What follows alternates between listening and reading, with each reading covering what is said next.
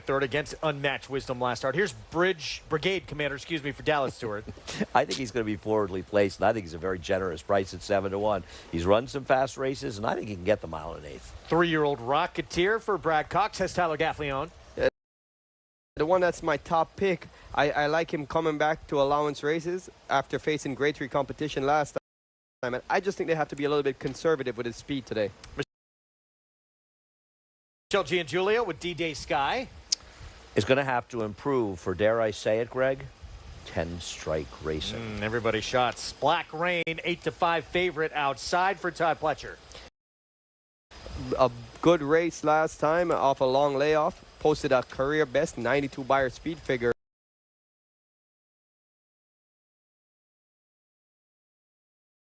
Short. Look at what they have done at Saratoga the last 5 years. 26% win percentage. You'd be hard pressed. 29 started. That is incredible. How about $1.92 ROI? You'd be hard pressed to find any combination owner trainer that has a sizable stable that can come close to that. I tell you what, a lot of the success to Klarovich is very coincide. I'm not saying is with stop giving horses to Tom Amos. I don't know if it's the exact reason. You had a very good horse for Seth. I had some of the parts. Some of the parts. Won the Phoenix at Keeneland. What about $600,000? So that was the one time Seth called me a genius. He never did it again, but he did it that day when he still regrets it. Called you a genius. Every horse in the race had speed. I said, Seth, the race could be winning the first.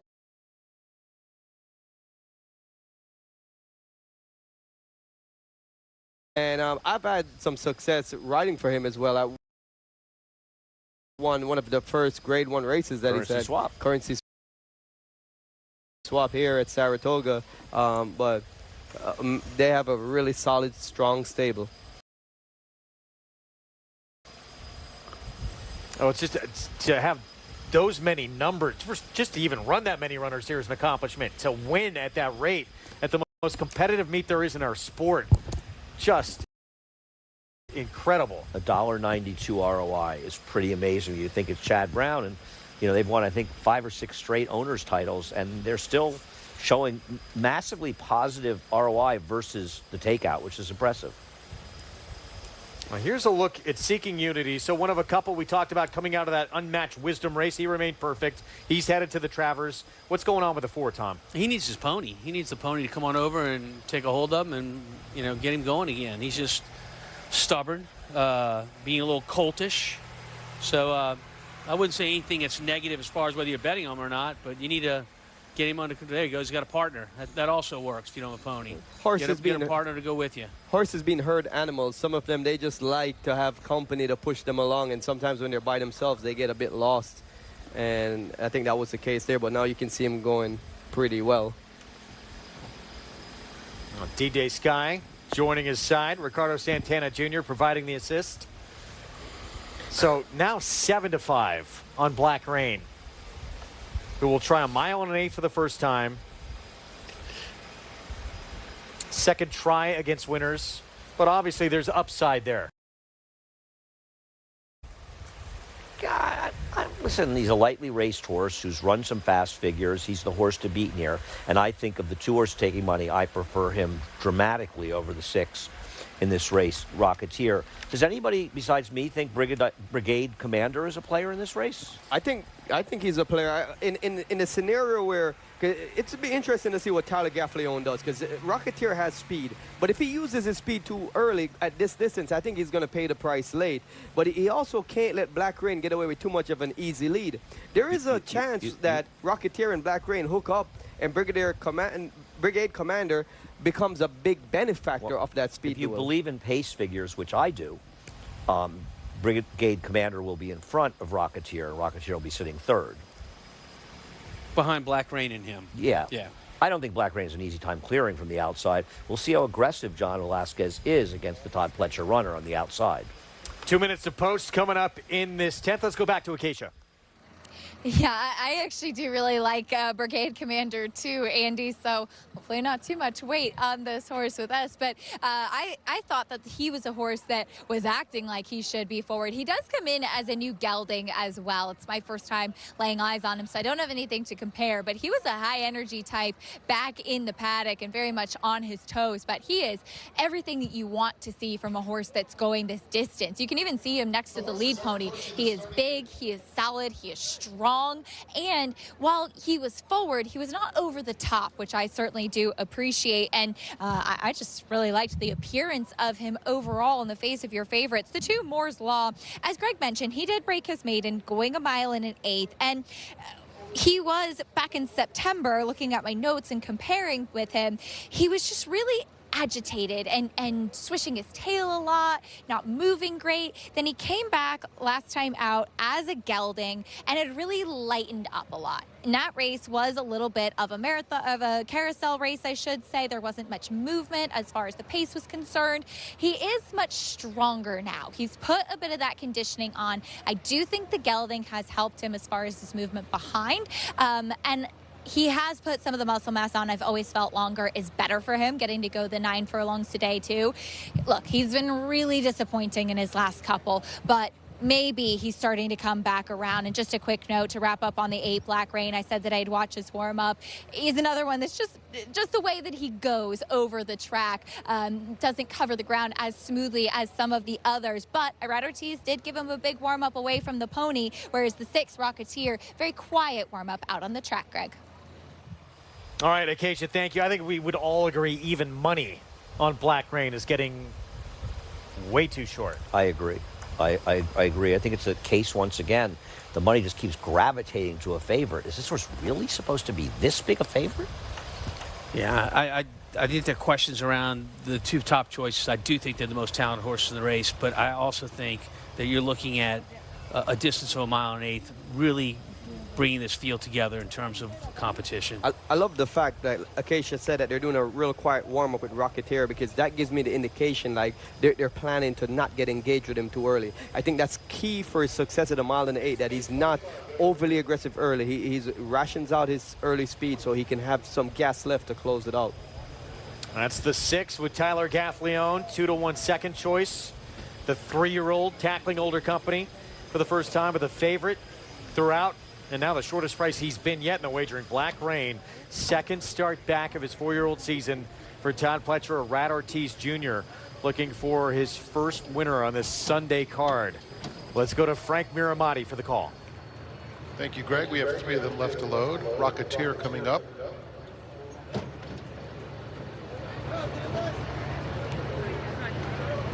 D-Day Sky will be second to last. And Black Rain to the outside. Black Rain walking up. Favorite is in. They're in the gate. And they're off. Seeking Unity, Black Rain broke outward but did break quickly. Brigade Commander is up and on the pace, and so too is Rocketeer. 4 of them vying for the lead into the first turn. D-Day Sky is next. Moore's Law is second to last, and it's another 3 back to Grandpa's Kid, who trails. So it is Seeking Unity who will set the pace. Leads it by 2 lengths. Brigade Commander tracks him comfortably from second, and they are followed by Rocketeer. The opening quarter went in 23 3/5 seconds. Black Rain is wide, but close up as they swing on to the backstretch. Another 3 lengths back comes D-Day Sky. Then it's a good gap back to Moore's Law and Grandpa's Kid. Seeking Unity heads toward the half-mile pole in front. D-Day Sky is making an early run along the inside. He's currently behind Brigade Commander, Rocketeer, and Black Rain. The half went in 48 1/5 seconds. Still a gap back to Moore's Law and Grandpa's Kid. Half-mile left to travel, and it's Seeking Unity, 3/4 of a length. Brigade Commander and Rocketeer are side by side. Rocketeer now takes second and is coming after Seeking Unity around the far turn. Down at the rail, D-Day Sky. Brigade Commander drops right out of it. Moore's Law is moving up outside of a hard-ridden Black Rain losing ground all the way back to 5th with a quarter of a mile to go. Rocketeer shakes loose. Moore's Law with a nice rally from behind on the far outside gets a crack. Seeking Unity is just inside of him. They're coming to the 8th pole. Moore's Law keeps eating up ground on Rocketeer, and Moore's Law is right to him at the furlong pole, center of the racetrack, and up to take the lead. Rocketeer fighting his best, but it's Moore's Law with the momentum, and what a day for Manny Franco. Moore's Law wins it by a length. Rocketeer fired big, but was just second best. Then it was D-Day Sky in third, and Seeking Unity finished fourth. Great day for Chad Brown, too. Showed you these connections. They just win, baby. At Saratoga, Moore's Law, back-to-back dismal performances. There were excuses, and he showed up today. No, I mean, he got it done. And you could see, and Greg, by the way, you like this horse. Nobody else loved this. Tom, you thought he was okay. I did. Greg actually liked this horse, so I want to give you a little love for that. You don't get enough love. But you could tell right away that this horse, they were going at an honest pace, and he didn't lose contact with the field. He was much closer than he can be in some other races. And honest pace is relative, right? So the time doesn't show it being zipping along, but they were up there bunched, battling each other early. That's quick enough to set up for a close, for sure. Rocketeer, by the way, ran extremely well in defeat, to be fair. The other horses involved in the pace finished a billionth in this race. Look, I mean, and he was on Rocketeer top turns at for 3 home. wide. That's him with the lime green and the yellow lime green hat. He had a lot of horse turning for home. Called upon him. I just think 1.8 miles is just a little too far for Rocketeer. And while the time ticker might not seem that crazy, 48 for a half, you think, well, that's not that fast of a pace. Everyone involved in the pace stopped, including the heavy favorite Black Rain. And, you know, and Rocketeer held in there a bit. I don't think we talk about it enough. 3-year-olds running against older horses, running against 4-year-olds, and getting 5 pounds right now. I'm not so sure that's as fair as we'd like it to be. So for Moore's Law, a 4-year-old, you know, I think is an advantage to the older horses if they have talent. Moore's Law has talent. And that $1.92 ROI just went up a little bit. Yes, it did. After this, 14-1. They win a lot. They don't usually win with 14-1 shots.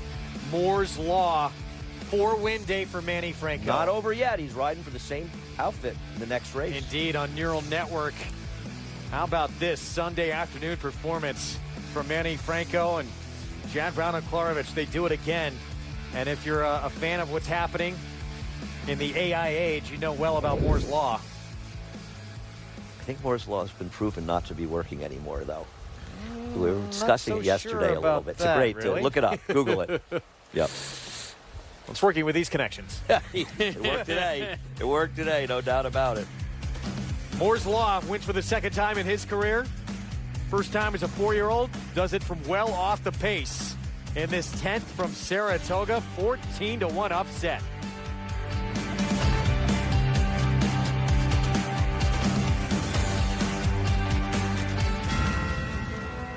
It's amazing. I mean, we're used to having horses in claiming races, and here we're at the undercard of the Belmont. And they're off in the Woody Stevens, and here's Bookham Dano, who has blown by them all. Bookham Dano, Prince of Monaco in between. It's going to get very close. Bookham Dano Winning on New York's most important day of racing. I can't. That was awesome. He's the best. New York breds. Race them. Respect them. Bet them. Respect them. Breed them. Respect them. Buy them. Respect them. Train them for a second career. Respect them. Join us in respecting thoroughbreds at every stage of life. Learn more at nybreds.com. No trip to Saratoga Springs is complete without a visit to Sacred Spa and Wellness, a state-of-the-art med spa just minutes from downtown. Whether you're looking for luxury body treatments, infrared sauna, massage, yoga and Pilates classes, or more advanced health and wellness treatments like chiropractic, hydrofacials, body sculpting, laser genesis, laser hair removal, and microneedling, Sacred Spa and Wellness is the destination for relaxation and rejuvenation. For a full list of services and to book your visit, go to sacredspaandwellness.com today. Racetrack Television Network brings you every race, from every track, on every screen, every day.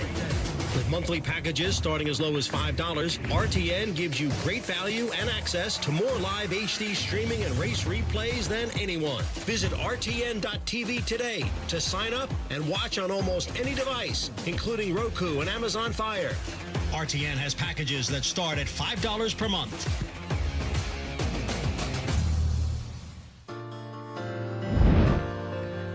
Back with you on our Sunday coverage, Fox Sports 2. You're watching Saratoga Live. It's brought to you in part by Hillendale at Alapa.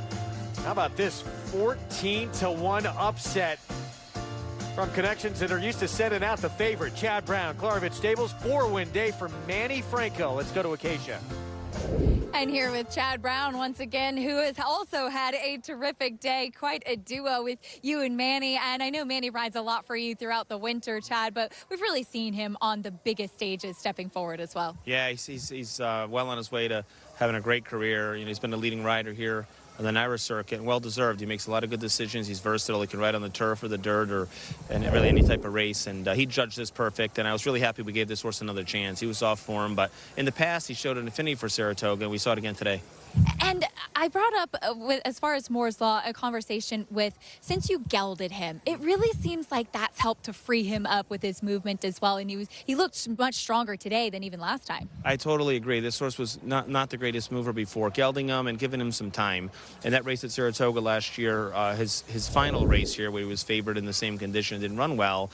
He didn't come out of that race too well. He's just not moving too well, but I agree. Between gelding him and giving him time off, and I have to give Seth Claremont a lot of credit. He always lets me give the horse as much time as I want, and oftentimes we're rewarded.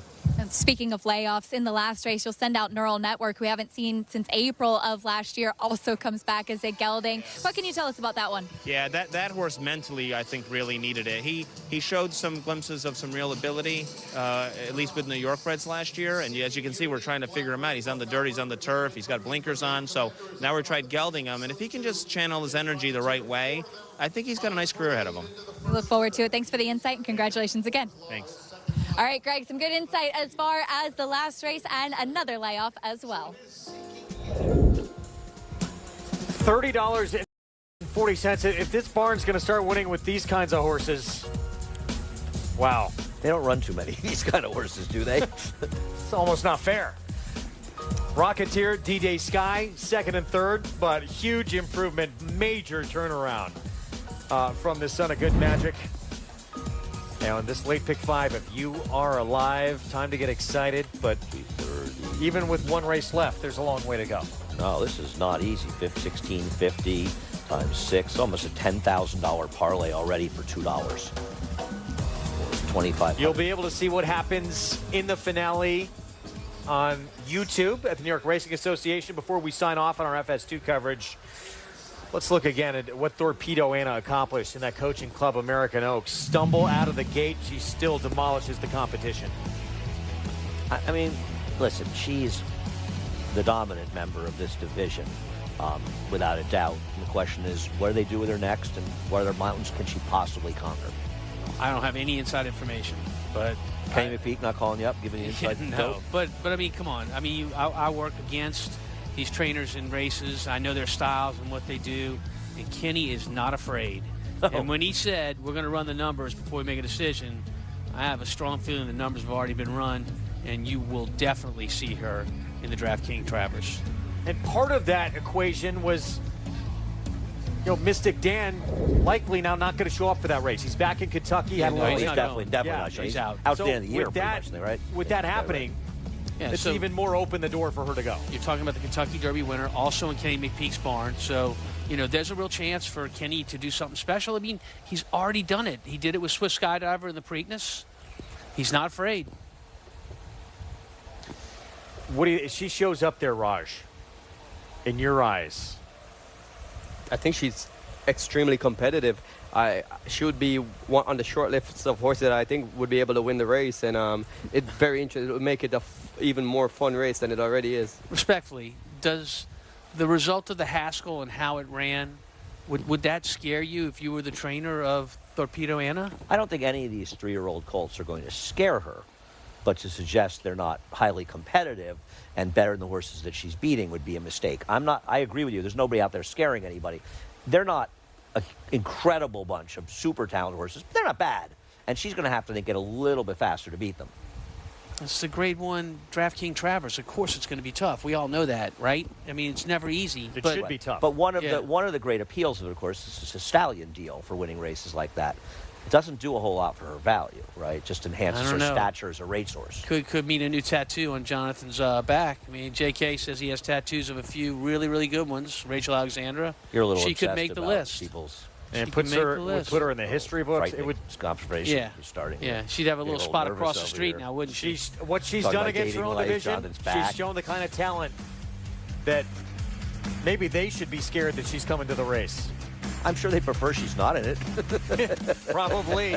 Our next show, we'll see you Wednesday, 1 Eastern on Fox Sports. But we're going to continue on again on YouTube. You can catch the finale of this Sunday program over there at New York Racing Association. Raging Sea. You would think it's on to the personal ensign after that impressive win in the Shuvi earlier today. And Torpedo Anna. What will be next for the Coaching Club American Oaks winner? She has been perfect as a 3-year-old. Will it be against the boys in the DraftKings Travers? We'll see you over on YouTube.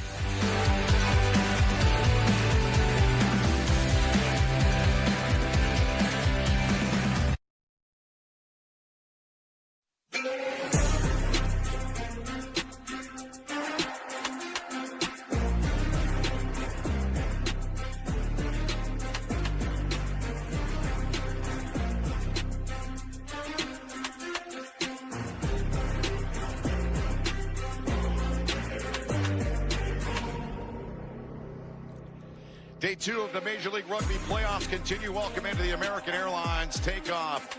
Nothing will come easy today in the Big Easy of New Orleans. NOLA Gold, 7 years in Major League Rugby. First ever playoff appearance. Chicago, second year in the league. Their first ever playoff appearance. And how about last night at the bottom of your screen, the Dallas Jackals.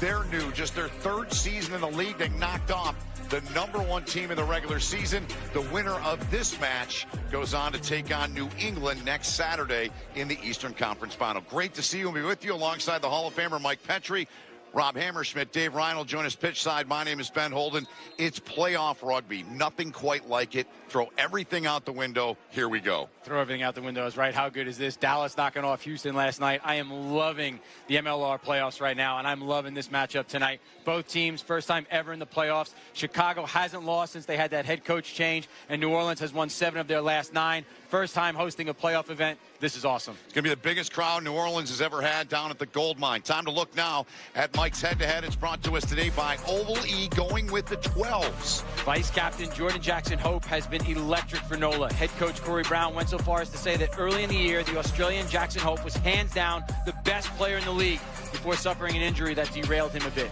He's back on track now, though, and that's not good news for the Hounds. But they should have an answer in their captain, Billy Meeks. Despite having a relatively quiet season, head coach Rob Weber said Meeks is the guy that makes it all happen. It's unusual to see a big 0 in the tri-column alongside his name, as he's been at the top of so many stat sheets in the past in this league, but he adds value in so many other ways. To cap it all off, what's funny about this matchup is that both coaches use the word glue when describing each of these players' roles within the team. Call it the Elmers or Gorilla Glue or whatever you want to have some fun with it, but this is going to be a really fun battle to watch in the midfield.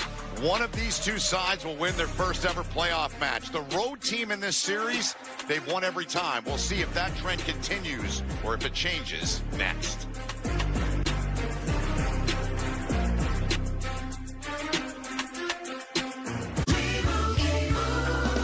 And Doug. Limu, someone needs to customize and save hundreds on car insurance with Liberty Mutual. Let's fly.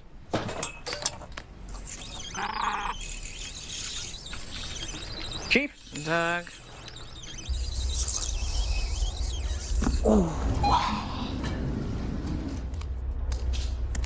I thought you were right behind me. Only pay for what you need. Liberty, liberty, liberty, liberty. Before revolution, before America, before destiny came calling, he was George. You have ambitions. I have pride, sir. George, Rise of a Revolutionary, streaming now on Fox Nation. Woo! Sorry, I just locked in a great refinancing rate for my student loans with Credible.com. Woo! I'm the Credible. It's either credible or it's not. No matter how old or young you are, I'm that grandfather that's going to make it happen. Classic Gen X overachiever. you can still become America's next master chef. I'm a millennial. I'm not worried about a thing. Gen Z, we have nothing to lose. I feel like this dish is giving me a hug. I don't usually cook with alcohol. I'm mostly drinking it. Gen Z. Which generation is going to win it all? MasterChef Generations, all new Wednesdays on Fox, anytime on Hulu. 14 top food entrepreneurs are fighting for a $250,000 prize. I'm so nervous. We want to see that you can take your business to the next level. Chili for children. Square Eats. Pop drops. You are Team Vanderpump. I'd also like you on Team Ramsay. It's Team Ramsay. Whose idea was that marketing plan? Sorry, guys. Versus Team Vanderpump. You need to walk in your customer's shoes. You're desperate to win, aren't you? Wipe that slide off his face. Food Stars, all new Wednesdays on Fox and watch anytime on Hulu. Today's presentation of Major League Rugby is brought to you by Globant, the official digital transformation partner of MLR. When technology meets passion, the unthinkable happens. American Airlines, travel is better when you're an Advantage member. And by SportsBreaks.com, the official fan travel partner of Major League Rugby. The mighty Mississippi, and it's time now to take a look at our starting lineups. We start first with NOLA. They're presented by Ali Salomaria. In the forward pack, NOLA is pretty much near full strength after the two-week break. In the pack, they're missing Wagisback, who was hurt last week, but they go with veteran US Eagle lock Cam Dolan alongside Malcolm May in the second row, who will work non-stop out there. The big omission in the back line, and that pun is definitely intended, is the powerhouse flyer Ed Vito, who is not quite ready to play after his injury either. So the young utility back, 2023 draft pick Julian Roberts, starts in his place opposite the MLR's leading try scorer, Philemone. It could be a tough day for the back three in these conditions, but NOLA will do everything they can to make sure that man touches the ball because Philemone can just score at will. Head coach Corey Brown goes with a 6-2 split, which is familiar to NOLA, thanks to those uncomfortable conditions down there in the Deep South. They need more fresh legs in the forwards, and since Julian Roberts can cover scrum half, they go with only two backs on their bench. That means Namibian international scrum half Damian Stevens, though, misses out on selection, and that was a really tough call for their head coach to make. Corey Brown, 48 years young, first year as a head coach. Rob Weber, 3-0, taking over late in the season. Who do they go with today, Mike? Chicago comes into the Deep South without the injured, bulldozing US Eagle. Luke White at the base of their scrum, but not to worry for Hounds fans. If NOLA's Philemone might have led the league in tries, but next in line, tied for second, is another try-scoring machine in US Eagle, Dylan Fawcett, who will do a lot of the heavy carrying today. It's a full-strength back line for the Hounds, and they have so many options and so much individual talent. We've seen a lot of combinations, but they've settled on the halfback pairing of McCarthy and Carty at 9 and 10. Head coach Rob Weber has some serious quality on his bench, but the hardest selection he had to make was not starting the X factor, Mark O'Keefe. So expect that he will see lots of action out there today. All right, very good. Let's take in some of the color at the Gold Mine, the national anthem.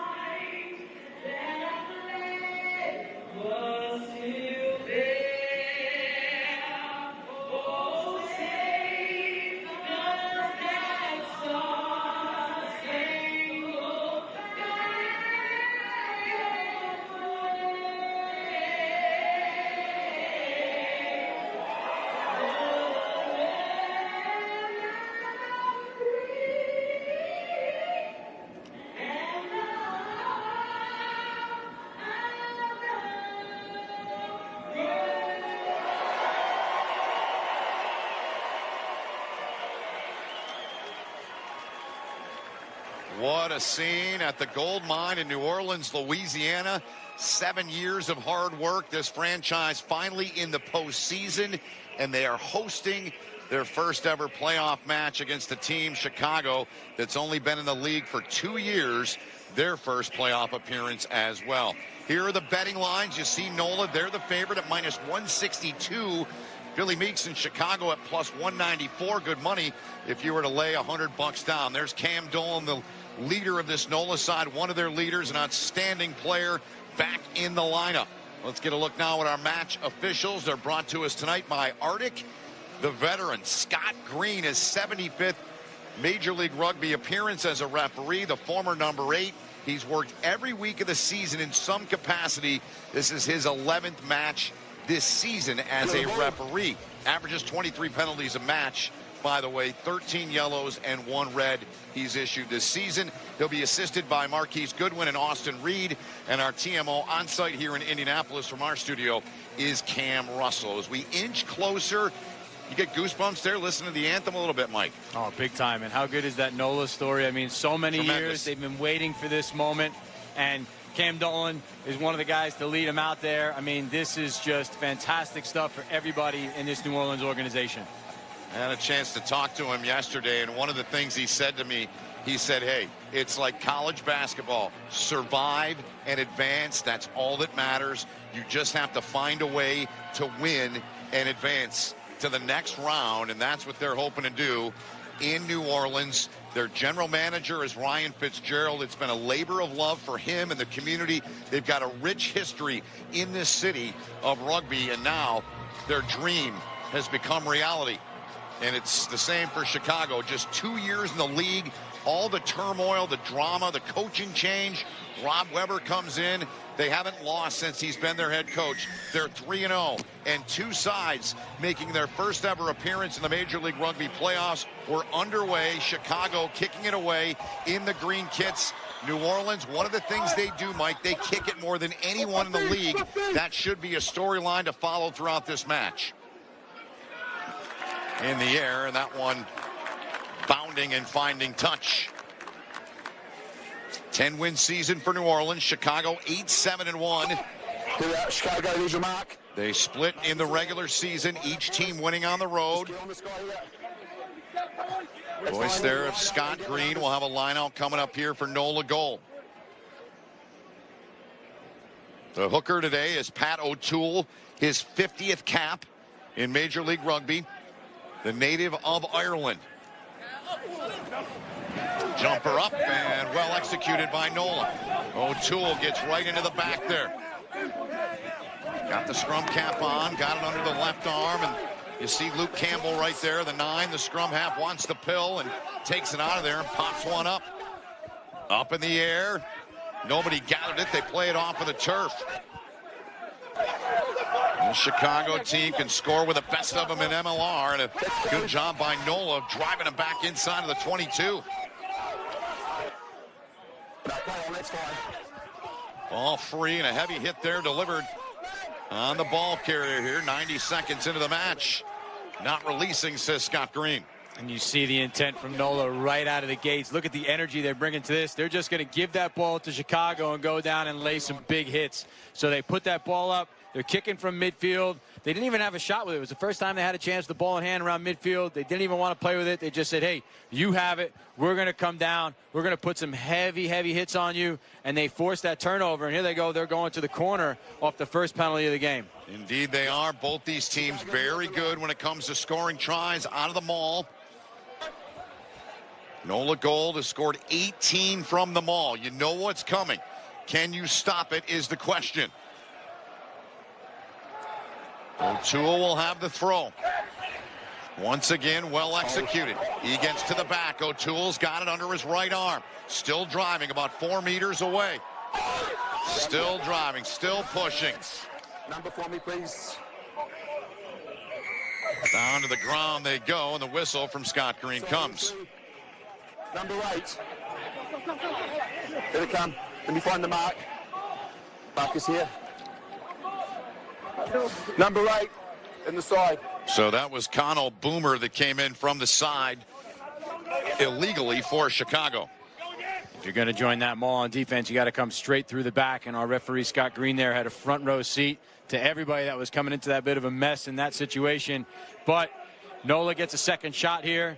They couldn't get what they wanted out of that last one, but here they go again. Cam Dolan calling the shots. You see him operating there. He's so good at the line out, so good as an aerial option. Here they go again. Third line out here of this passage of play. Driving, couple of meters away. Patty Ryan in there. The tight head prop, big number 3. Ball down on the deck. Chicago trying to come up with a turnover. And the Hounds do. So a big stop for them, and Patty Ryan, the aforementioned Patty Ryan, with the carry there. Scrum half is Nick McCarthy for Chicago. Their 10 today is Luke Carty. McCarthy getting that kick away, and it finds touch. Mike, let's get a look at your keys to victory. They're brought to us by USI Insurance Services. What do you have? For NOLA, you mentioned it earlier, but the kicking game is huge for them. They top the league during the regular season, averaging 24 kicks per game, and then tries off counterattack, scoring a league best 12 off that aspect of play. So it's clearly fundamental to their success. Changing gears a bit, Chicago has the highest success rate in the league at 88% on lineout, and they've scored 26 tries off driving mauls, second in the league. Tough conditions out there. We'll talk about weather in a little bit. But if their lineout gets going, it's an important platform for them to build confidence and put points on the board. Sure is. Good stuff as Patty Ryan needs a little attention early on. We mentioned Dave Ryan and Rob Hammerschmidt with us. Let's check in with Dave.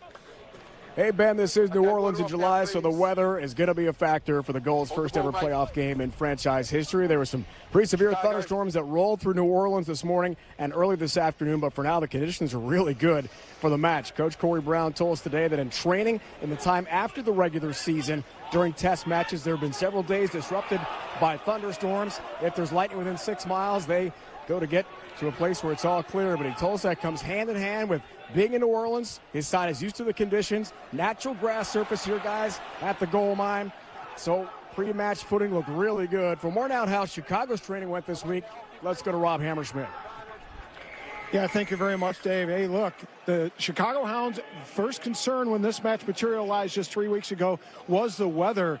They know it can be hot and humid down here in the Crescent City, and so they prepared by training during the heat of the day. And 2 weeks ago in Chicago, it was in the mid-90s. They actually trained on artificial turf, and I'm told they trained with trash bags and a wet ball in order to simulate that heat and humidity. But I tell you what, with the weather conditions today, the rugby gods have smiled upon the Chicago Hounds because it is a beautiful day for playoff rugby. Back to you guys in the booth. Good stuff, gentlemen. Thank you. The humidity 81%, and I'll add to that, Rob Weber said they turned off the air conditioning for a point in time in their practice facility just to try to get them to adapt. And Rodney Yona going to the tee here, Mike, here in the 6th minute, looking to put the first points on the board here in what should be a chip shot for Yona. Took the words right out of my mouth. Definite chip shot for him, and there it is, straight through.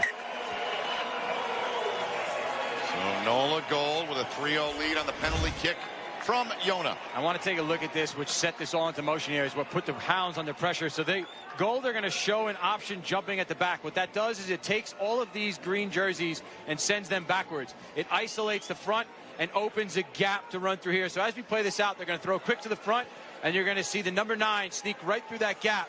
And there it is right there, bang. And that's what puts Chicago under pressure going backwards. A really well-crafted little play just to get them on the front foot for New Orleans. Yeah, slick little work there from NOLA Gold. Now they pop one down the pitch and a good kick inside of the Chicago 22. Over 52 meters, courtesy of Sportable. All kinds of stats coming from them on all of our playoff matches here. Chips inside of the balls. Great stuff to give you even more insight. Adrian Carlson, critical part of this Chicago side. He's their fullback today. So once again, NOLA Gold getting the line out here. O'Toole will get him set up. We're seeing a lot of offensive work here so far for NOLA from a very similar spot. Number 9, Luke Campbell, put a box kick up right outside the 22. They're about 5 meters further upfield now into Chicago territory.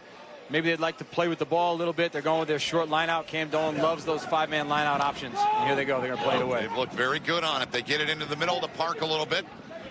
Gain the halfway line. Quickly in there to get it free for the base of the ruck was Campbell. Outside, good speed coming. They missed the tackle, though. Nate Augsburger coming in there, but they slow him up enough to get him down to the turf. And there's the kick as Campbell pops it down right at the 22. You're outside now. Chicago really hasn't had a chance to get anything going in terms of offense here thus far. They've been on the defensive side here for nearly 8 minutes in the match. This will be up in the air, contested and pulled down. And Chicago gets it, 4.3 on the hang time. Hounds bang it right back down. Yona, little goose step from him. Billy Meeks first to him. Mike talked about the 212, Meeks and Jordan Jackson Hope, the guys he's keeping his eyes on very closely here in this match. Campbell. Short ball. Chicago able to get two bodies right there to it. Nothing picked up. Now, here's a break for New Orleans. NOLA Gold. They're off and running right up to the guy we just talked about. Jordan Jackson Hope dives in and ducks it down. NOLA's on top. 8-0. Go play lotto, Ben Holden, because, man, you just mentioned his name, and he comes in, scores the first try of the game. But Jackson Hope, straight through the center of the ruck. You have another look at it. You hope he's not in front of the ball. We'll take a look at the replay here.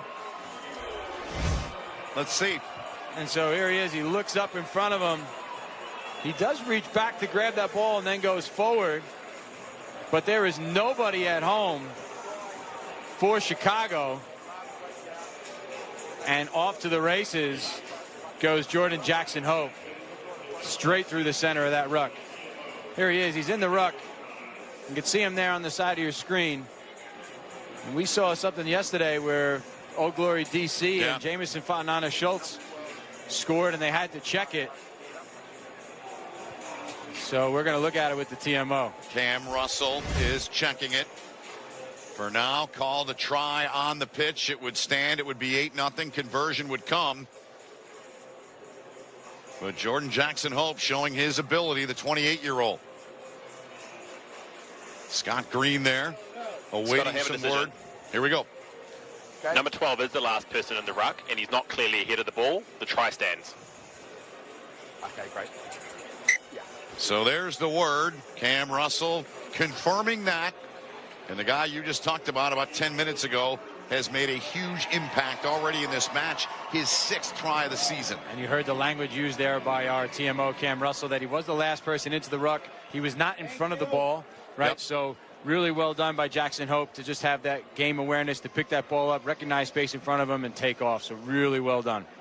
Tough conversion here for Yona, but Rodney Yona, the veteran, strikes it, and he pushed it wide right, so it stays an 8-0 count in favor of NOLA Gold.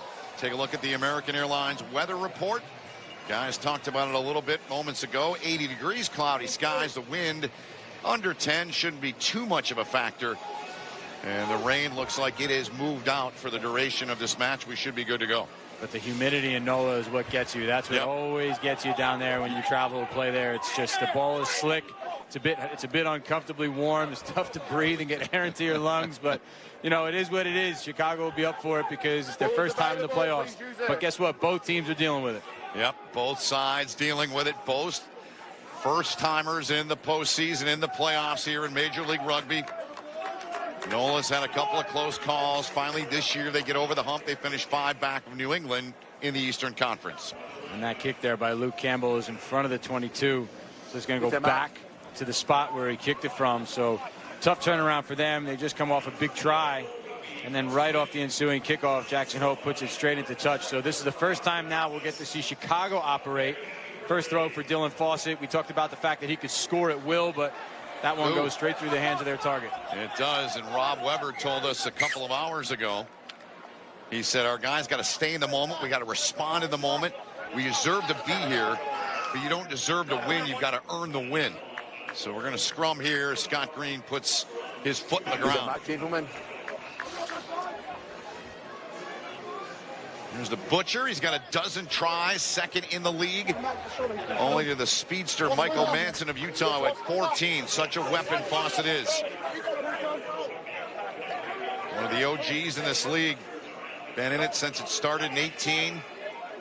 Along with Moni Tongawiya of NOLA Gold, Nate Augsburger, another one in this match.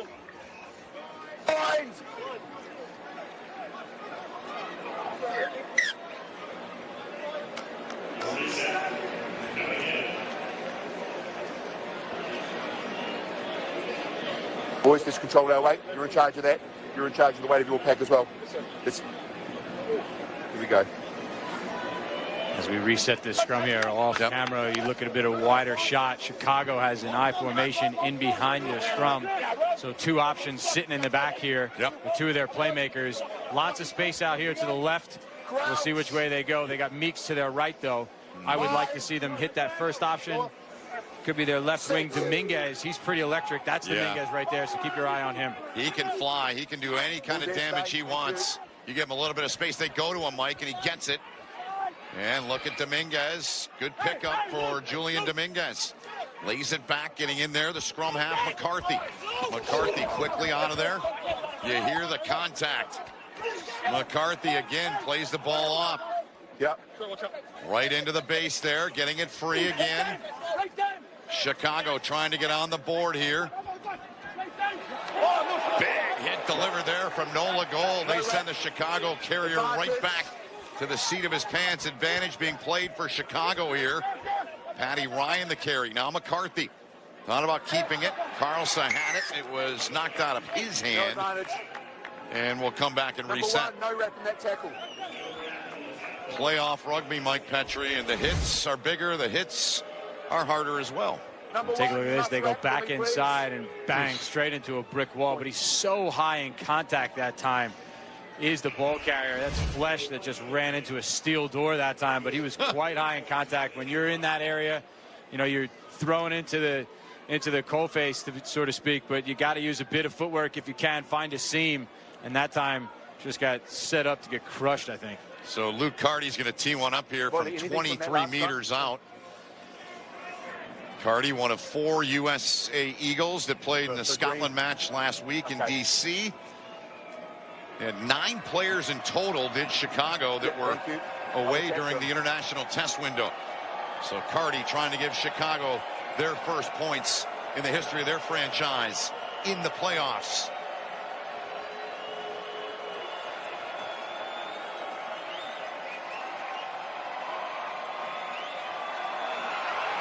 Strike with the right from Carty. Good. And he bangs it through. Chicago's on the board. It's 8-3 here as we've hit the 15th minute in this match. Another theme that comes up constantly is discipline. Every time you talk to a coach, especially around playoff rugby, they talk about discipline being so important. So far, we've seen 2 goals kicked, one by Yona and one by Carty. You know, in this type of game, we talked about the humidity down there. You cannot let good goal kickers like that really find the rhythm and get into the game. You don't want them to be the difference makers. If you're on the field, you want to let the play determine it. But, you know, penalties may be what this all comes down to when it's a close game like this. In these 2 sides, the 2 least penalized teams in terms of yellows, and they've been very tidy in that area throughout the regular season, all 16 matches of it. So Chicago down here a try. McCarthy going to send it skyward. Short kick and knocked down, but Chicago comes up with it.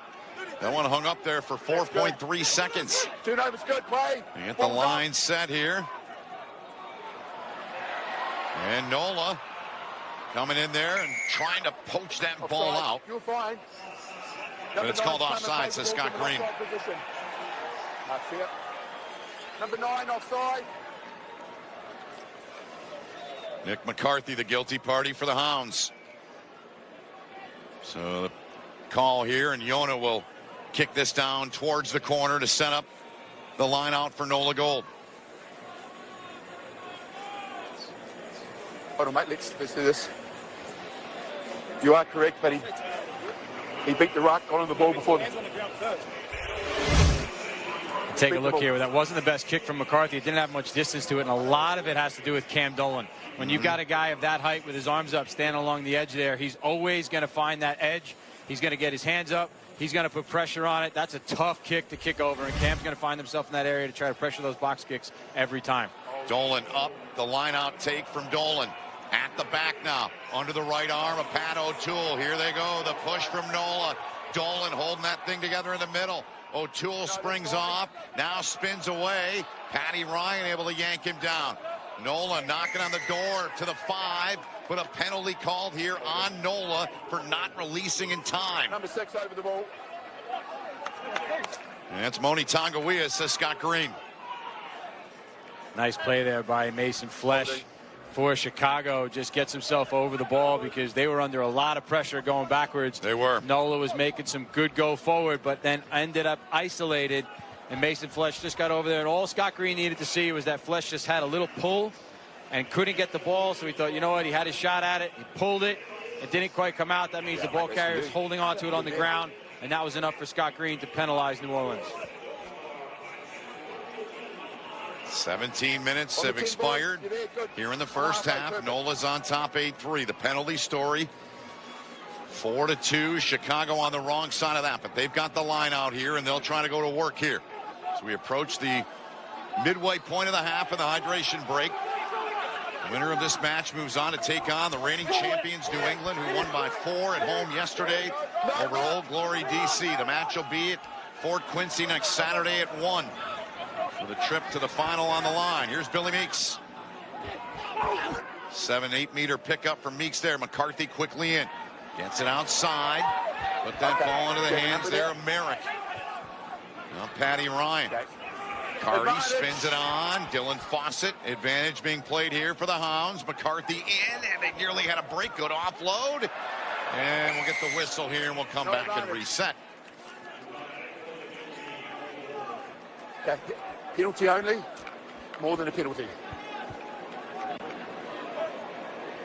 I think he might be coming back for a no arms tackle. Yeah, there it is. There's the call. I was waiting for the call, but it looked like on defense, New Orleans there had at least one no arms tackle. Didn't quite get a number on it. But yeah, there was no wrap in that. Just really just dove down towards the ball carrier's shins. Didn't wrap, upended him a bit. So nice job by our referee crew to pick up on that right away and penalize. But again, only a penalty. But Chicago now puts this one to the corner, and we talked about how they could score at will off these driving mauls. So we'll see Dylan Fawcett and his team go to work now.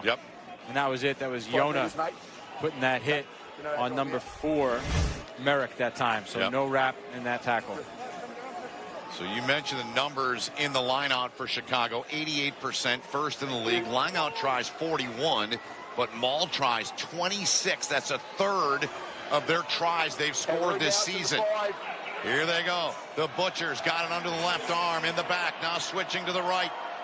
Chicago trying to continue the push. Augsburger comes in. Wraps his arm around Fawcett, trying to pull him forward. Dylan Fawcett keeps the feet moving. Just about everybody in there for the Hounds toward the line. Green's there, left side of your screen. Got the arm in the air. And the Hounds, they strike from the line out, from the maul once again. And this match is tied with a conversion kick coming. Enough. Walk away. Walk away. Walk away. Walk away. Walk away. Walk away. Walk away. Walk away. Walk away. Thank you. 13 tries this season for that man there, Dylan Fawcett. They had to earn it, but they found a way to get it. And showing some love to his kids back at home. Maybe in New Orleans, not sure, but likely back at Chicago watching this one on TV. But Dylan Fawcett, I mean, how many times have I said this on the air? Dylan Fawcett scores a try from the back of a maul, but really Chicago had to work for this. I mean, look at all those green jerseys, and here comes more cavalry now. Nate Augsburger throws his body weight in there. More people coming in. I mean, Yona's even in there for defense. The goal to trying everything they can, but Dylan Fawcett knows where that try line is, and he finds it a lot in the MLR. 13 times this season. Carty's kick is true. Right down Bourbon Street, and Chicago has its first lead in this Eastern Conference semifinal. The Hounds at the hydration break lead at 10-8. We'll be back right after this. First 20 minutes, empty the tank, we get back together. All right?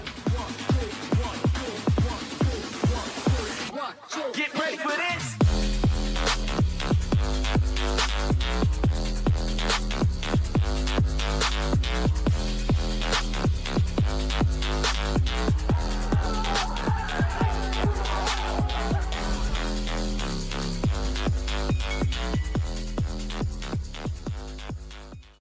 here to make the fast food business faster. With just one generous lick. Nope, sorry. There we go. Taste ID will create exactly the combo you would like to eat. How do you know our customers will like it? Like it? They're gonna lick it. Nice. Get a technology partner that knows your business and your consumers. Globant, technology that really dares to delight.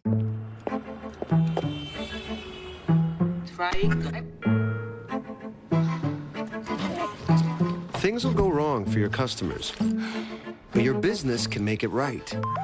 With Watson X Assistant, AI that can help resolve problems by understanding your customer requests with 90% accuracy.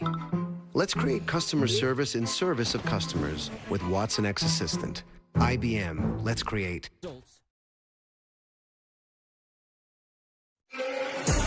Dylan Fawcett, Chicago Hounds on top 10-8. Ran into him last week in D.C. He said, what I love about playing my position so much is I love to score. He's done it again. We've got Dave Ryan, Rob Hammerschmidt, pitch side. Down to the guys. Dave. Hey, Ben, thanks so much. Big news for the NOLA Gold. Cam Dolan is back on the pitch now. Round 17 against New England.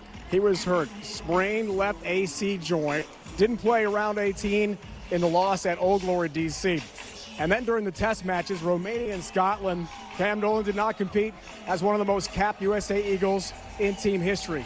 He told us today it was tough to miss those matches, but glad to be back on the pitch tonight. We talked to him pre-match. He looked fantastic. He says, I feel good. We asked Ryan Fitzgerald, the GM of the NOLA Gold this week, how does he feel? How does he look in practice? He said, Cam Dolan's not 100%. He's 110%. So, Rob, he's looking great tonight, doing really well at number 5 for the Gold. 100%. Well, interestingly, the Hounds had a league-leading 9 players serving on international duty. And as we know, this season is the first time we have had the league split in terms of the season between the international duty and the actual playoffs. Interestingly, I want to get a sense for what those challenges would be for those players serving in international duty. And I spoke with a couple of them, namely, I spoke with Nate Osberger and Noah Brown and Mason Fletch. And interestingly, all of them echoed the same challenge. Language was an issue. The plays are the same, many of the movements are the same, some of the structures are the same, but the language was different. And as Nate said, he literally had to flip a switch after a Friday night match against Scotland and turn it back on for the Chicago Hounds come Monday. But I tell you what, it looks like the rust has been knocked off and those boys are ready to go and come back and win this game for the Chicago Hounds. Let's see if that happens here the rest of the afternoon. Thanks, gentlemen. 10-8 the score. Chicago on top here in the 22nd minute. This match started the first 10 minutes, really. It was all NOLA Gold. They had all the possession. Chicago withstood. They defended. They forced a turnover. They gave up 8, but they've got it back. They got a kick from Carty. They get the try from the Butcher, Dylan Fawcett. The conversion, they're up by 2. And in reality, that's all that Chicago needs, a couple of foot in the door, so to speak, to reference that analogy. But if they get that foot in the door with a line out, they're almost scoring every single time if you got Dylan Fawcett throwing in and waiting there at the back. You know, on these two sides, we've addressed it, talked about it. NOLA, it's been a labor of love for Ryan Fitzpatrick and Fitzgerald and their organization. They've had to work really hard at this. This Chicago side, even last year, I think a lot of us looked at their lineup and said, wow, this is going to be a really good team right away. They've gone through a lot, but in year 2, they're already in the playoffs. That says an awful lot about the way they built. Big hit there. Ball laid back. Good little dummy there from Yona into the hands of Taniela Filimone, number 14, the winger. He's got 11 tries on the campaign. In fact, he scored 1 back in round 13 at Chicago in a victory for NOLA Gold. 3 meetings in the 2 years Chicago's been in the league, and they've all been won by the road side. Chicago's got it now. Put back, and the Hounds going to kick one down. Handled by NOLA. They'll pop it right back down the pitch, but it's going to find touch. And what we saw very early on was NOLA was winning a lot of the kick battles, and right now they are not. They've been on the wrong end of that one. There was a knock-on from a solid hit from Meeks. Jarred the ball loose out of Duplessis, who was the ball carrier. And then our referee, Scott Green, let that play on as Nick McCarthy punched that one downfield with a kick, what he thought was to space. And then New Orleans tries to return the favor, and here we are now again just outside the 22 with Dylan Fawcett throwing in. So Chicago starting to get real comfortable here on this end of the field. Yes, they are, right at the 22. Good throw from Fawcett. Now he gets it back on the run. Here's Meeks now. 2 times in this league, the back of the year. Played the postseason with the Giltinis back in the day. Here's a chance. And they get down inside of the 5, nearly breaking through there. Now McCarthy. He's wrapped up and dropped.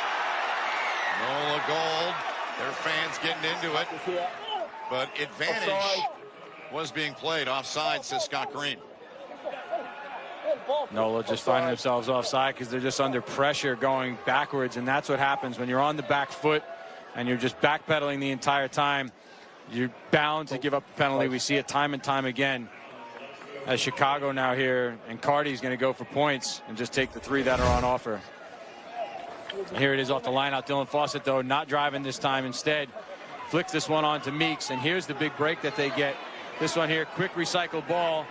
And they find good leg drive that time from number 8, Boomer. We talked about Luke White being missing from their lineup, but Boomer has really stepped in and made some big impact plays. And what that did was, again, it was just enough to put NOLA on the back foot and get themselves that penalty for 3. So in the 25th, Carty comes on. The strike good, and it's now 13-8 Chicago. So they've ripped off 13 straight points here, have the Chicago Hounds. Now pay attention to those kicking game. Like I said earlier on, Yona missed one earlier that was worth 2 for NOLA. He didn't convert their first try. So they're down by 5 at this point in the game. Good look there at Luke Carty. It's been an up and down season for him. Of course, if you follow the league, you know Billy Meeks was playing at 10. Many were like, what are they doing? I was one of those people that were saying, what were they doing? There's a lot of people that were, but they figured it out, and I thought it was interesting. Look out here. This one's picked up. NOLA Gold's got it, trying to get it in. They do. They get it down. Julian Roberts. The ball mishandled by Chicago, and Roberts able to get it and dot it, and we're tied at 13. What a fantastic play by Julian Roberts. I mean, very young in the league, was just drafted in 2023. But a utility back can cover just about any position you want in the back line. And I have to be honest, as a winger, that is textbook stuff. You continue to chase past that pod that gets lifted up in the air. So you'll see Chicago throw their lifting pod up to try to take this one high. Julian Roberts continues pursuit. So here's the kick. Keep an eye on Julian Roberts with it. He's just going to show up on your screen. He's going to go past the jumper, and there it is. Ball just ends up right into his hands. They have 2 players on scene, not just Julian Roberts. Jackson Hope was also there. So 2 players going in behind that lifting pod, hoping and expecting that the ball might do exactly that. And sometimes you just get a good bounce, and New Orleans does in that situation. The Life University product is Yona from basically the far touchline. This is a difficult kick, and it will stay level at 13 all. And Corey Brown had high praise for that young man right there earlier today. Here's another, watch number 11 here, Mike.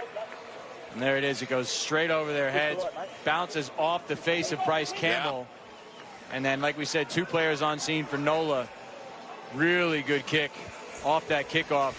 Textbook kick, right? I mean, you can't get better accuracy than that. You got 3.5 seconds of hang time, 26 meters in duration. If you're Julian Roberts, you're getting underneath of it. If not, you're getting right in behind it like he just did. That was textbook stuff off the kickoff from New Orleans. Good stuff from our stat package at Sportable. And now this one kicked back down the pitch. Chicago tracking it down. There's Campbell back there. Now Adrian Carlson, veteran of this league. Spent some time with Rugby ATL back in the day. Scott Green's seen enough here. He blows the play dead here in the 28th minute. The call is offsides. Yep. Yeah, you can hear him. You can hear him explaining that. Chicago trying to return that kick downfield to Dougie Fife. If you're caught in that middle area, you've got to retreat. You cannot advance. And so until you're put on sides by either the kicker or someone who started behind the kicker. So in that situation, you get caught in limbo a little bit when you're in that middle area, and it could be a very gray area. But our referee, Scott Green, was right there didn't see green jerseys retreating, so awards the penalty to New Orleans, who now finally gets to play a little bit of rugby on the other side of the field. Yeah. You mentioned Fife, his 55th MLR cap today. Spent a good chunk of his career with New England, who awaits the winner of this match next Saturday. And the kick, and Yona and company will make their way down the pitch. Sportable continues to supply us with great statistics, as you'll see here momentarily. Upper left corner of your screen. NOLA enjoying almost 70% of territory so far. But this is the first time they've been down here in a little bit with the ball in hand, being able to put Chicago through some phases. Here they come now. Patty Ryan, the big man, the tight end prop there. Slowing up the ball carrier. And a penalty call here on Chicago.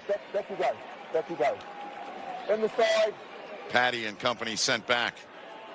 Yeah. And they played back in round 13. He ran a little 9. He looked like a young Mike Petrie out there. He had a couple moments in that match. Scored a try a couple times. He was right in there at the base, running the ball. He was doing it all. Off his feet, taking space in. The trees coming the side. So they're going to kick here. They're going to tee this one up. NOLA trying to take the lead here. Mark is back here, my friend. Rodney, the mark is back here, mate. Please. There we go. No, I made that mark here. What do you need, buddy? We're trying to play fast with their kick. You got the penalty there. Story on Yona so far today. 1 of 3. He's had a couple of tough ones, though, from the touchline. And this one, a makeable kick here. About 35 out. Much better angle for Rodney Yona. Guy that, when healthy, is very accurate. And they've had him healthy, as Corey Brown told us, for the last 3 months. And the flags go north, and NOLA back on top. 16-13 on the penalty kick from Yona. The 2024 Major League Rugby season culminates at the MLR Championship at Snapdragon Stadium August 4th at 4 Eastern, live on national television on Fox Sports. Internationally renowned DJ Marshmello will have the halftime and post-match performance as part of the festivities. You can get tickets at SanDiegoLegion.com. Speaking of the Legion, Mike, they've got yet another rendezvous with Seattle. They'll close out round 1 of the postseason. The playoffs brought to us by SportsBreaks.com. Later tonight at 9 Eastern, another epic clash. Epic is right. That'll be a good one. But how about DJ Marshmello this year? DJ Shaq last year. Yeah. I mean, this is like, if you go for no other reason. DJ Diesel. Yes. If you go for no other reason to the MLR final, those are the reasons to go. And I would add the weather.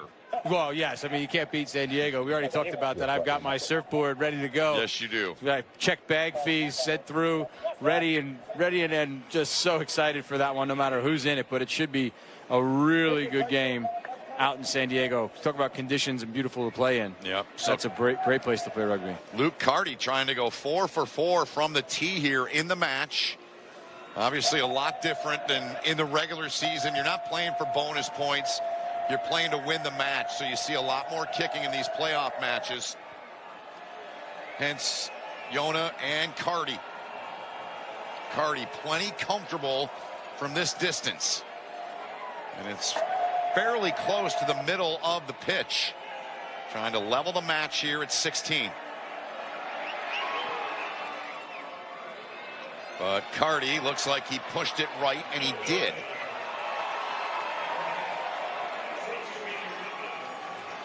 So it remains a 3-point lead for NOLA Gold here. And that's the first miss for Carty. So we've seen 2 misses for Yona, 1 miss for Carty. It's keeping this game real close. And again, this might be that kind of playoff game where it really comes down to kickers. So lots of pressure on Yona and Carty to keep their head on straight, because down the line, they may need to mentally focus and slot one over to win the game for their team. That's right. Now Chicago, they've got it back in their own end of the pitch now. Making a run out toward the halfway line. The tackle made there by Isaac Salmon. The tight head prop for NOLA. Good speed from NOLA. Forcing those passes to be quick. Meeks now outside. Here comes some speed. Carlson's got it. He's wrestled down. And picking that ball right up onto the back there is Julian Dominguez. Dominguez always a threat. Cardi plays it back for Billy Meeks. Approaching 1,000 meters gain this season for Meeks. No tries, and we had a good conversation with Rob Weber, but he talked about the leadership that Meeks has supplied to the Chicago side this season. You don't see it in the offensive numbers. They're not eye-popping, but he's done a lot to help hold this club together through all they've gone through. They won 4 in a row, and it started back in April. A win at NOLA. Now NOLA comes away with it. Then they lost 4 in a row, and then they got rid of the coach at the time, Sam Harris. Rob Weber's come in, and they've gone 3-0. Here's Augsburger. Goose step from him. He's dropped, though, in a hurry by O'Toole. Cardi outside Dominguez. Good tackle from Filimone. Cardi, speed coming from NOLA. They get to it in a hurry. McCarthy. Cardi. Meeks. Trying to hang on to that ball. Heavy tackle right at the halfway line. That was Jordan Jackson Hope that got in there too. I think Cam Dolan was in there. And the Chicago player, you see, needs some medical help. A heavy shot delivered there. And he may have landed straight on his shoulder. You see him holding that left arm a little bit. It was a big shot from Jackson Hope. But lots of traffic that time.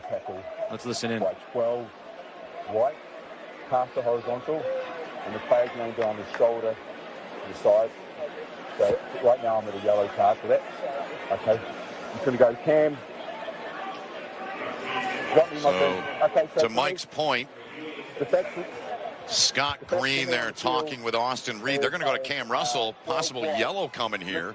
It's Connell Boomer, the one that was hit and dropped and is down, and now just getting up. There he is. Can you confirm those facts for me, please? So on field you have a lifting tackle, and the player has been driven to the ground, landing on their side and shoulder. Scott, I've reviewed the footage, and the facts on field are correct. So I'm at a yellow card. Do you agree with that? I agree with the facts, yes, and yellow card. Okay, thank you. Captain, clear lifting tackle, driven him into the ground. It's going to be yellow card for you, 12. Yellow card for lifting tackle. 12. And there it is. That's the cue. When the feet go up in the air like that. Yeah, the shoulder. Yeah, we're the yellow there. Yeah, when the feet go up like that and you see them come, one of the phrases that was used was you went past parallel. So as soon as your body passes the point of being parallel to the ground, that is then dangerous. And so at that point in time, Jackson Hope, you can see the frustration there from him, drops him on his shoulder. So a heavy hit, but illegal. And what it does is takes one off for New Orleans, gives Chicago that advantage in the back line where we said they just have that star-studded back line. There's 4 USA Eagles actually in their ranks right now on the field within that back line. But their forwards are the ones who have their first shot here at the lineout. Yep. Rebel, Pitt, Fawcett, Ryan, Merrick, James, Scott, Mason Flesh, those guys. They'll look to go to work here. The throw-in coming here from the Butcher, Dylan Fawcett. Up to get it, James Scott. Came in second in the league, and lineouts one was 73. Entering the match, only Rhino Herbst of Seattle had more. Now the Hounds get it free. Coming with a little bit of speed there, but NOLA. And the ball spills, but it's picked up, possessed here by the Hounds. Trying to get the lead back here is Chicago, down by 3. Now Meeks outside. Carlson, he's got a runner. It's Dominguez. Dominguez getting there and getting it down. He spent a good chunk of his career playing for NOLA in this stadium, and he gets one against his former team. They're up by 2 with a kick coming.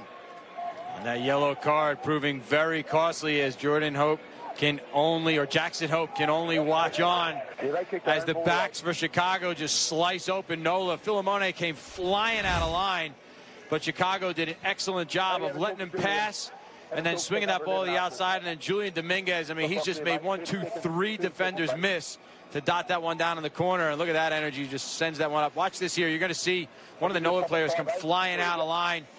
There he is. And then good presence of mind to just hold that ball. 2 NOLA players came flying out of line. If you come out like that, you've got to shut the ball down and just not let it escape from that area. They don't do it, and bad things happen if you don't. And so here comes Julian Dominguez scoring in the corner. 19 appearances for Dominguez with NOLA Gold from 2020 to 2021. That's 2 straight matches against his former team, and he scored. And the kick no good there, off the mark, and we're in the 38th, and Chicago on top 18-16. Here's one of those looks at the charts for Sportable, through Sportable for our pass. Is an 8-meter pass on the money to Julian Dominguez into the corner. But, man, those passes past the blitzing NOLA Gold defenders are the ones that really make that happen. So good presence of mind to spot those shooters, as they're called, that are coming flying out of line. Spot those shooters flying out, wait for them to pass, and then going behind them. Really nice job by Chicago to find that space on the outside.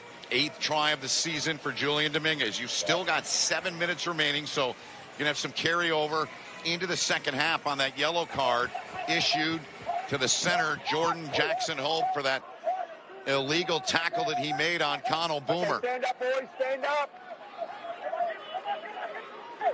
Nick McCarthy will send this down. Come on, Jeff. Captain.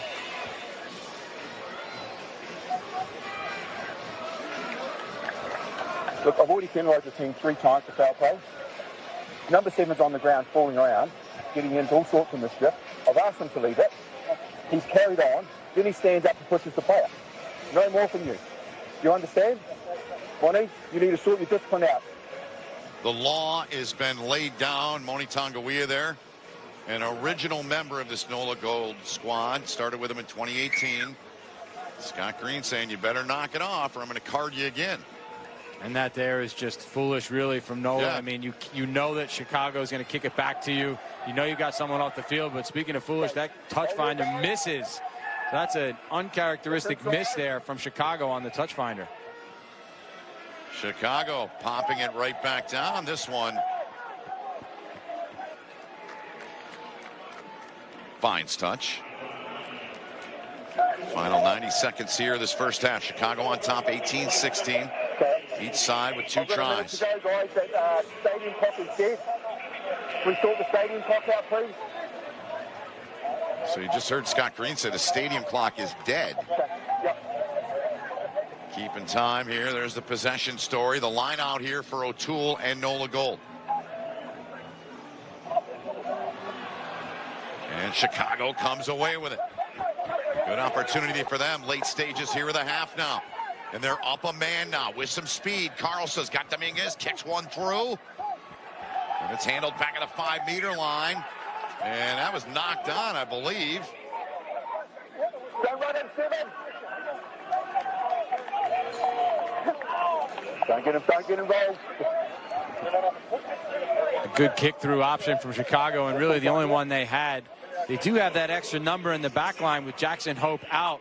But what was happening was Chicago was just running themselves sideways across the field, eating up all that space on the outside. They needed somebody to straighten up, and they might have been able to just pass through into space and made a big break of that. But instead, they run out of real estate, but they do a good job of putting that kick through. And Julian Roberts is under all kinds of pressure in the backfield, knocks it on, and then what will be likely the final play of this game. Chicago has one more shot here to punch one in. Oh, sorry, the final play of this half to punch one in. Yeah, final play of this half. Long way to go, nearing the halftime break here. The put in from Nick McCarthy. Hounds would love to find the try zone again. Here's McCarthy with speed off of it. Good hard ball out there. Not 7 meters shy. But a whistle and a call is going against Chicago. And that's the half. So we played 40, Mike Petrie, and Chicago ends the half with a knock-on against them. But the Hounds are on top here on the road, 18-16. What are your thoughts? Chicago will be kicking themselves. They tried to go into that channel where Jackson Hope was not, but they couldn't score one at the end there. But nonetheless, this is going to come down to kick and bend. This game is going to be real close. And like I said, each of the kickers have a few misses. They got to get their head on right because they're going to need it when it's clutch late in this game. Both sides in their first ever playoff appearances. NOLA Gold, 7 years in MLR. They get in for the first time. Chicago, 2 years in the league. They're in. It's a 2-point lead for Chicago here at halftime.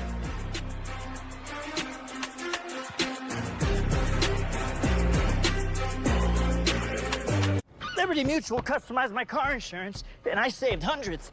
With all the money I saved, I thought I'd buy stilts.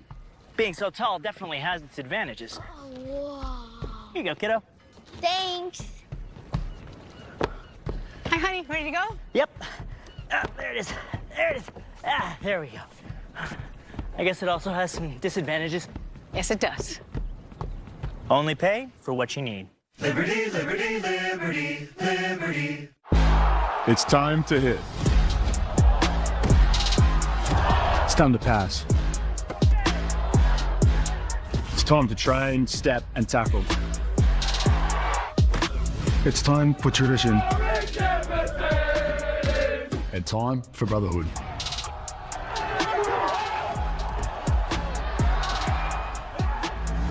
It's playoff time, America.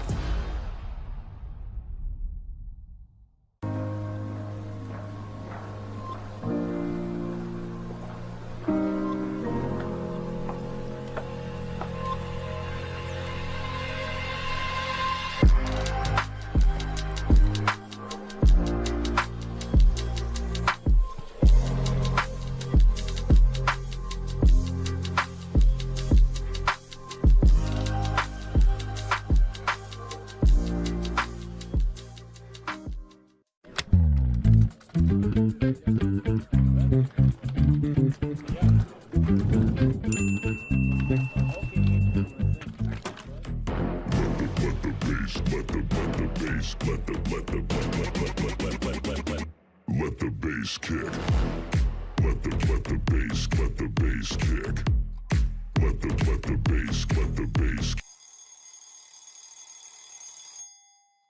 Let the bass kick. All right, I'm gonna change your world. That's gonna be interesting. Let's go. I love to root for great. Yeah. I want to watch history. Ooh. You want to root for the underdog. Good luck with that. In sports, people hate what they fear. They hate the Cowboys. They hate LeBron. I've got a lot of haters. Truth hurts sometimes. I'm controversial when I don't even mean to be. It doesn't matter how many times I'm right. You'll still argue with me. This is The Herd. That moment, it all ties together. Your masterpiece for the world to see. From hard work and repetition, competition and composition, start over, realign, you can face the opposition. No doubt, each lesson has prepared you for here, for now. Take your position, chase your goal. Let's go.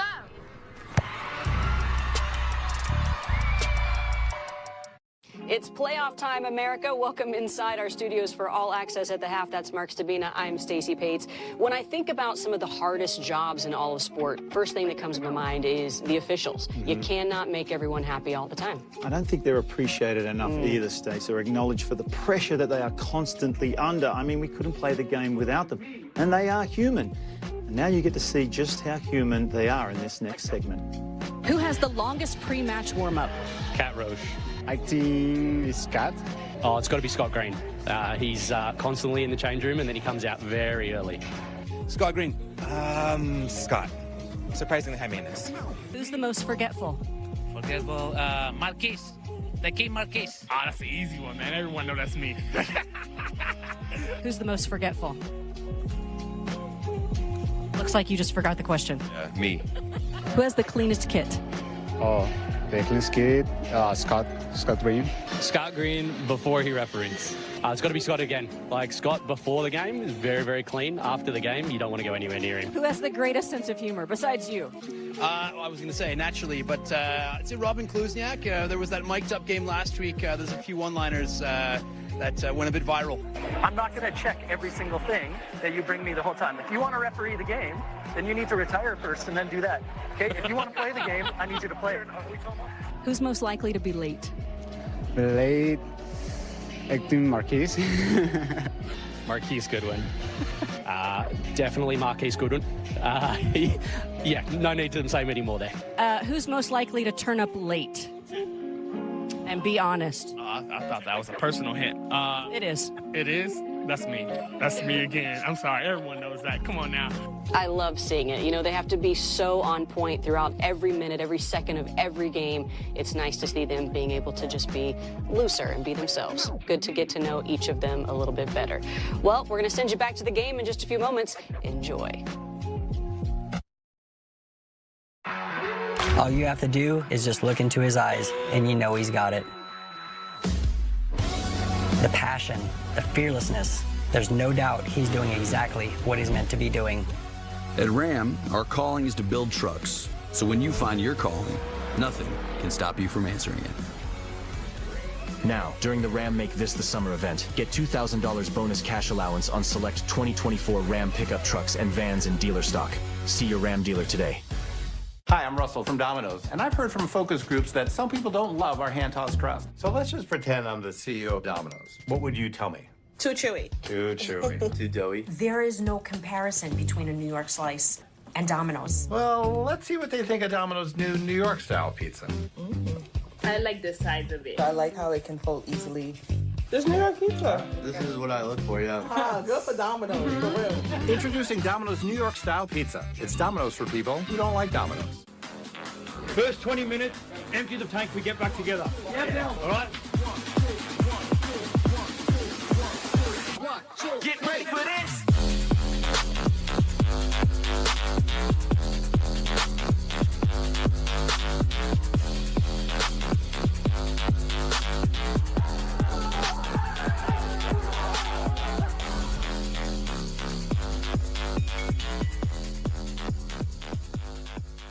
It is time for the question. Count the number of noodles, both white and black. How many total noodles are there? Are you one of 50% of Americans who can answer this question correctly? Let's look at the answer. 7. Fox Mondays. It's not about what you know. What happened? I got the wrong answer. It's about how you think. I panicked. Do not feel ashamed. You're as stupid as I am. Patton Oswalt hosts. Are you in the top 1%? The 1% Club. All new Mondays on Fox and watch anytime on Prime. I have a new show on Fox. It is called Quiz with Balls. Families could win lots of cash, and they could make a splash. Big old balls, big old balls, big old balls, big old balls, big old balls.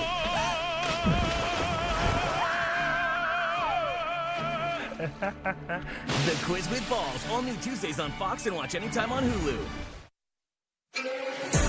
Today's presentation of Major League Rugby is brought to you by Arctic Outdoors. Overbuilt, not overpriced. Shop MLR. Get your MLR fan gear today at shopmlr.com. And our teams are nothing without their valued partners. NOLA Gold wishes to thank Louisiana Tourism for their support all season. And the Chicago Hounds wish to thank Illinois Bone and Joint Institute, Sporty Bird, and Cold Time for their support as well. New Orleans, Louisiana, great turnout at the Gold Mine. Ben Holden, Mike Petrie, Dave Ryan, Rob Hammerschmidt, all of our crew. Couldn't do it without them. Chicago on top by 2 here at the half. Time to fly around the league with American Airlines. You and I, Mike, had the pleasure to call New England's win over Old Glory. And how about the Dallas Jackals? They win in season 3. They were 2-30 the last 2 years prior to this year, and they get a win knocking off the top team. How about Wayne Vanderbank? yesterday for the Free Jacks. And this was the turning point of this game. Vanderbeek opened that one up and just offloads to an oncoming Oscar Lennon. That was scored right before the end of the first half, and that's when everything changed in the tune of that game. DC had scored a bunch of tries before that, but New England walks away with that win. And then, like you said, how about this game? This is what playoff rugby is all about. Doesn't matter what you've done during the regular season. Houston SaberCats, most points on the table, most wins. I mean, they looked unstoppable, and Dallas Jackals just walk in and stop them in their tracks. What a win for them, and it's time now to look at the 12 nominees for the S. Marcus Calloway Impact Award. The award is in honor of the late founder of Rugby ATL, S. Marcus Calloway. The Community Impact Award honors the player who shows remarkable passion, excellence, integrity on and off the pitch. And Dan Creel of Seattle won it last year. Andrew Quatrin, now of New England, won it in 2022 with Toronto. The winner will be announced during the MLR Championship the weekend out in San Diego. Final coming up on August the 4th. Buckle up, second half is coming up. One of these two sides will win their first ever playoff match. We'll see who after this. I want bacon that's like better than bacon. Yeah, join the club.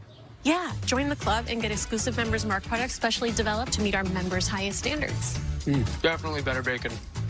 Download the Sam's Club app today. And Doug. Limu, someone needs to customize and save hundreds on car insurance with Liberty Mutual. Let's fly.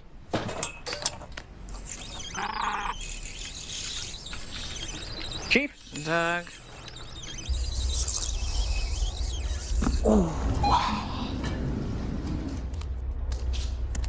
I thought you were right behind me. Only pay for what you need. Liberty, liberty, liberty, liberty. Gusto has been named the #1 small business payroll software by G2, NerdWallet, and Tech Republic. But our customers, they'll always be our #1. Join 300,000 businesses already working with Gusto at gusto.com. With the right plan, the right team, and hard work, even the most unpredictable events can be overcome. At USI, you have the whole team on your side, protecting you from the unexpected and making sure you bounce back better than ever. We take the time to understand your concerns and provide solutions with customized game plans for you and your business. It's Major League focus and results for you. And we call it the USI One Advantage. The reviews are in. First things first is a hit. I'll go first. I watch every day. I love how insightful Chris and Nick are. Nick and Chris are great. My man. Brew, ha-ha, which is like a pun. You guys write these? What's wrong with them? Nick is right. Oh, wow. Nick, Brew, and Wild serve up a fresh daily dose of unscripted and unfiltered sports talk. That one could be about me. First things first, weekdays at 3 Eastern on FS1. In a time full of war, be peace. In a time full of doubt, just believe. In a world full of hate, be alive. Oh, when you do somebody wrong, make it right. Make it right. Don't hide in the dark. You were born to shine. In a world full of hate, be alive. Today's presentation of Major League Rugby is brought to you by Beard Guys, the official grooming partner of Major League Rugby. Ovalee, play, collect, win with Major League Rugby's official fantasy gaming partner at ovalee.game.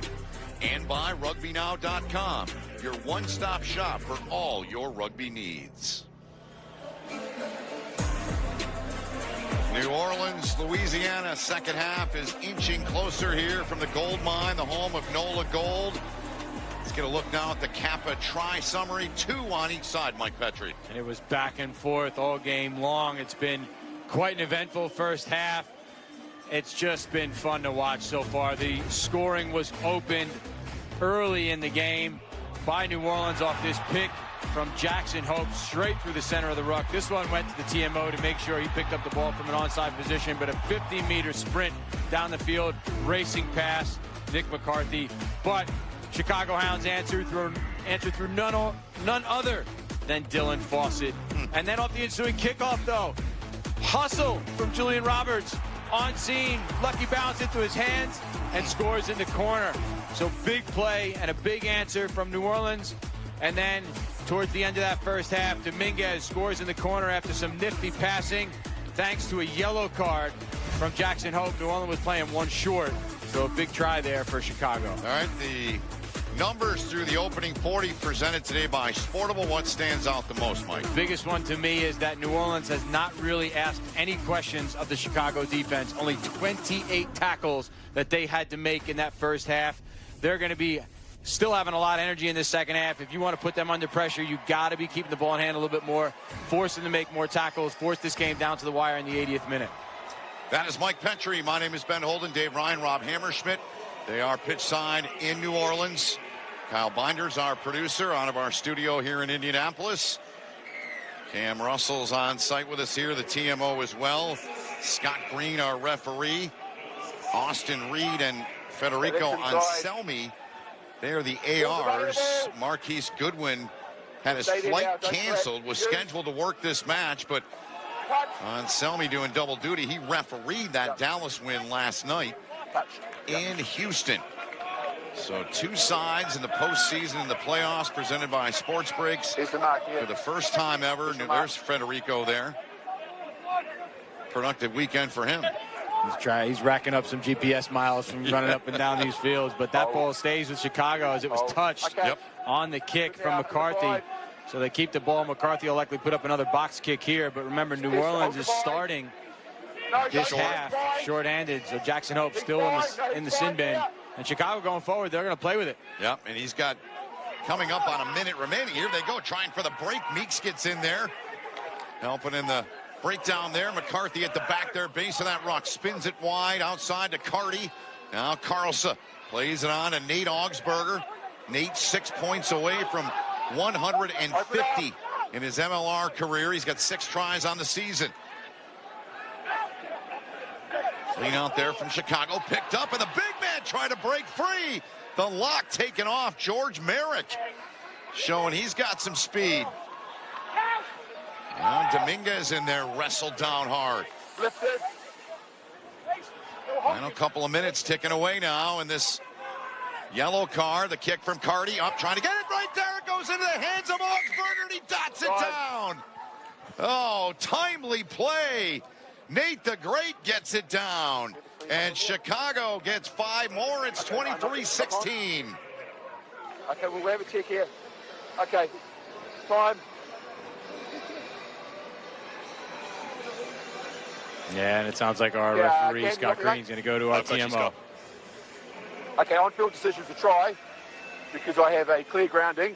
I just need you to check for a knock-on in the lead-up, and if there's a knock-on, we're going back to the penalty advantage, the lift tackle by 7. On-field decision try, checking for a knock-on in the lead-up.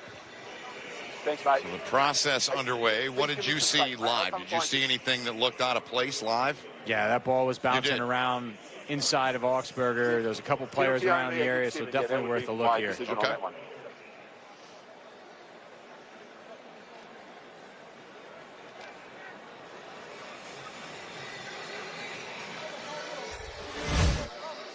Take a look here, Mike. And this is that aerial thing that we're talking about. Now, remember, there has to be indisputable evidence to overturn the call on the field, and that, to me, does not look like indisputable evidence. I agree. That went straight through his hands. This is another great work by our camera crew. Look at this angle. Yep. Ooh.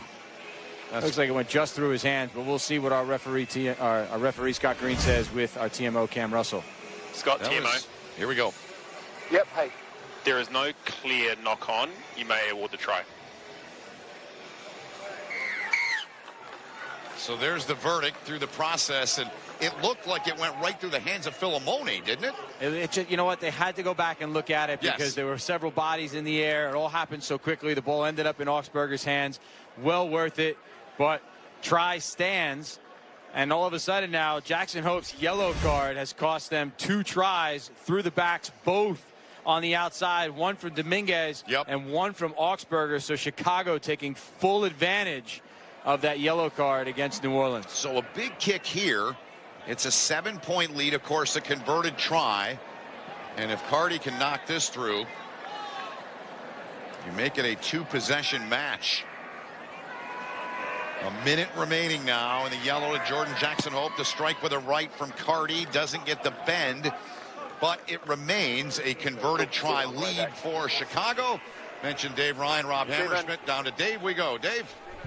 Hey, man, talking with NOLA coaches like assistant Taylor Howden, he thought the goal started with a very sharp execution of the match plan, an early lead, but then discipline became a problem. He said several bad penalties put the goal in a tough spot, as we saw another try given up with the Jordan Jackson Hope high tackle and the yellow card, putting the goal down in a really game-changing penalty there. He said the second half is all about discipline. His team will be okay if they can get themselves together in that category. Also note for the goal, left wing Julian Roberts shaken up as the first half ended, stayed on the pitch for several minutes, able to walk off under his own power, but did not pass the HIA check, so he's out for the match.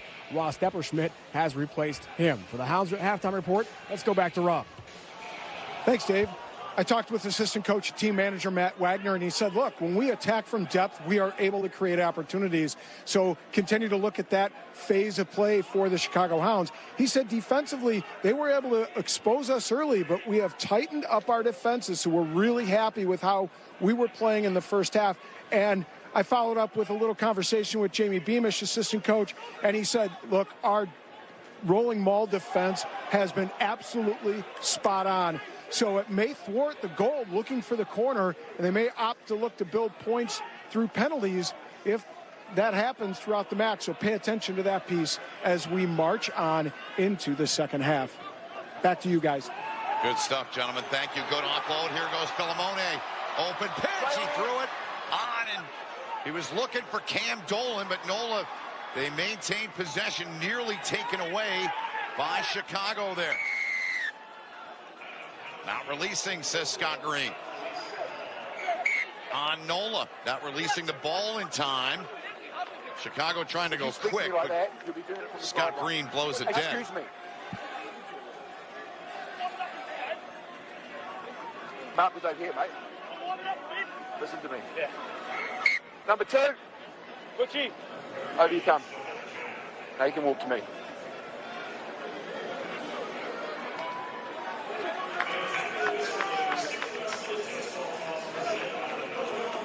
This is the second time this guy has decided to spray me down.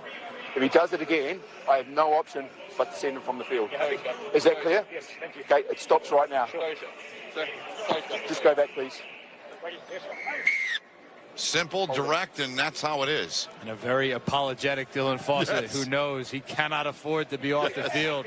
That is one thing our referees in this league will not tolerate, is, I think the word that Scott Green used was spraying. Yes. And when emotions are high and tempers are flaring, Yep. you can kind of run your mouth a little bit. And Dylan Fawcett finding himself in hot water there and knows he can't afford to go off the field because, I mean, look at what it's done having Jackson Hope off the field for New Orleans. They've scored 2 tries, Chicago has. So it's really important, that discipline theme that Dave Ryan talked about for both teams at this point in the game. Off the line of touch.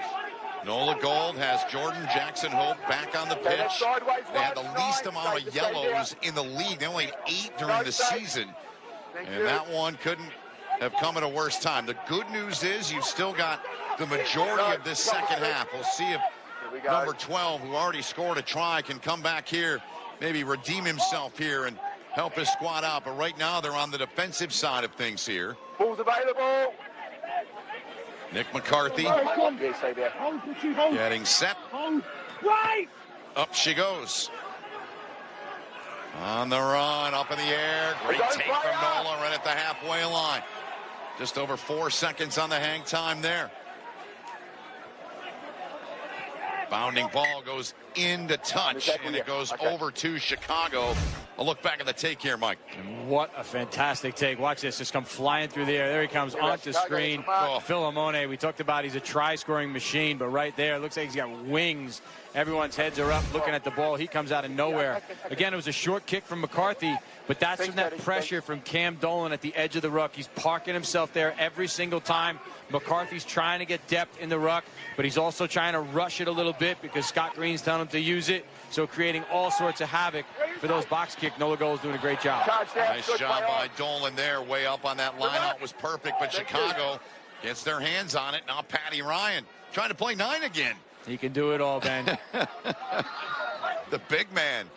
Now kick through here and down, and NOLA forced way back deep inside of their 5-meter line.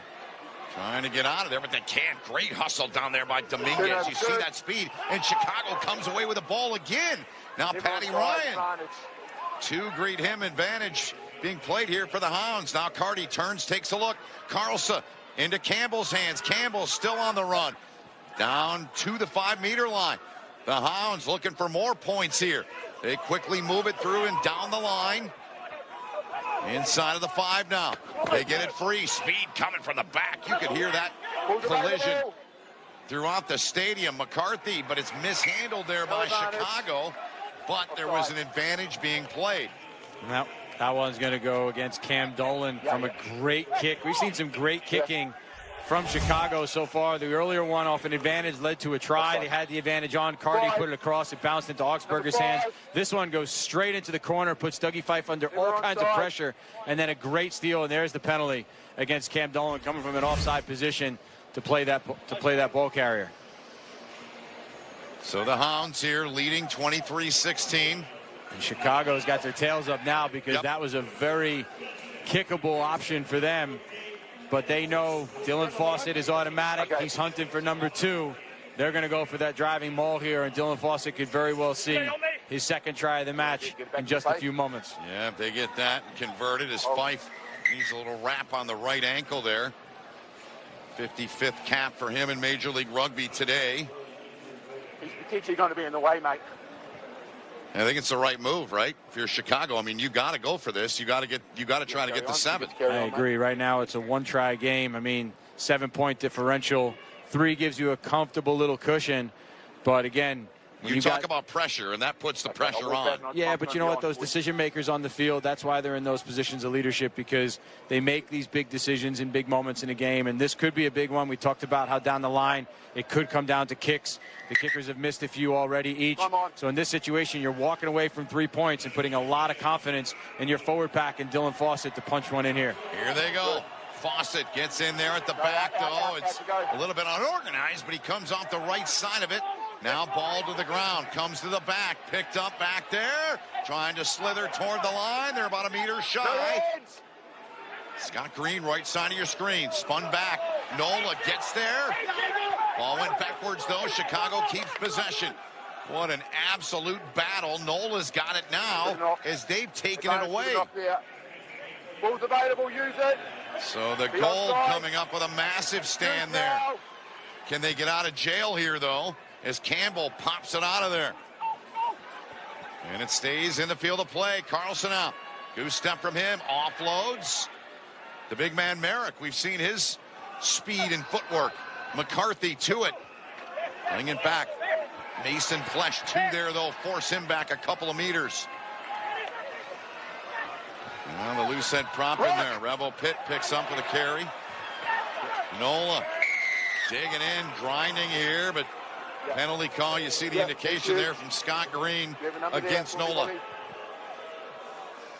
We'll see what Chicago does here, because that one could have come back to haunt them. They get stuffed at the line-out maul.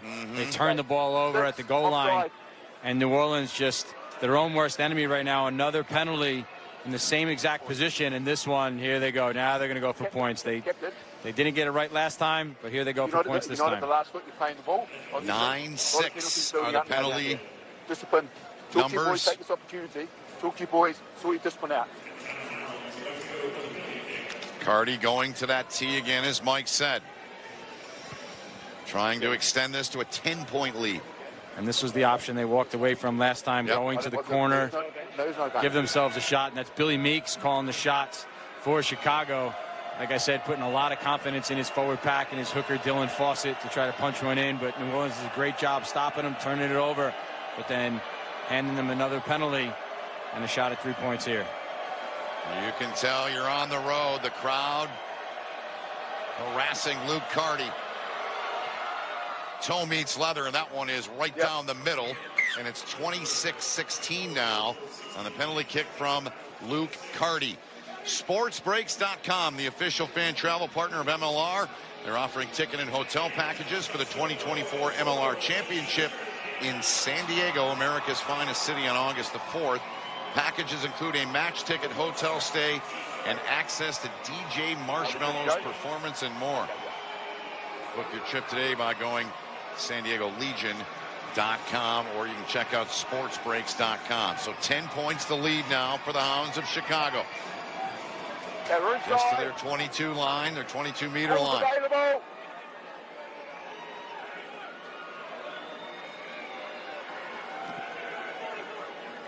Dolan again, creating some havoc in there.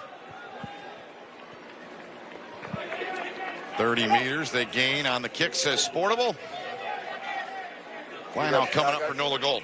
And that was a good kick from Nick McCarthy. We've given him a hard time a little bit about some of the kicks he's put up with Cam Dolan in his vicinity, but that one, your target's usually that 40-meter mark, somewhere between the 40 and the 50, and that one he gets a good 30 meters off of it, lands it at the halfway point. So a nice job there by Nick McCarthy to give his team some breathing room. Pat O'Toole, deep, good throw.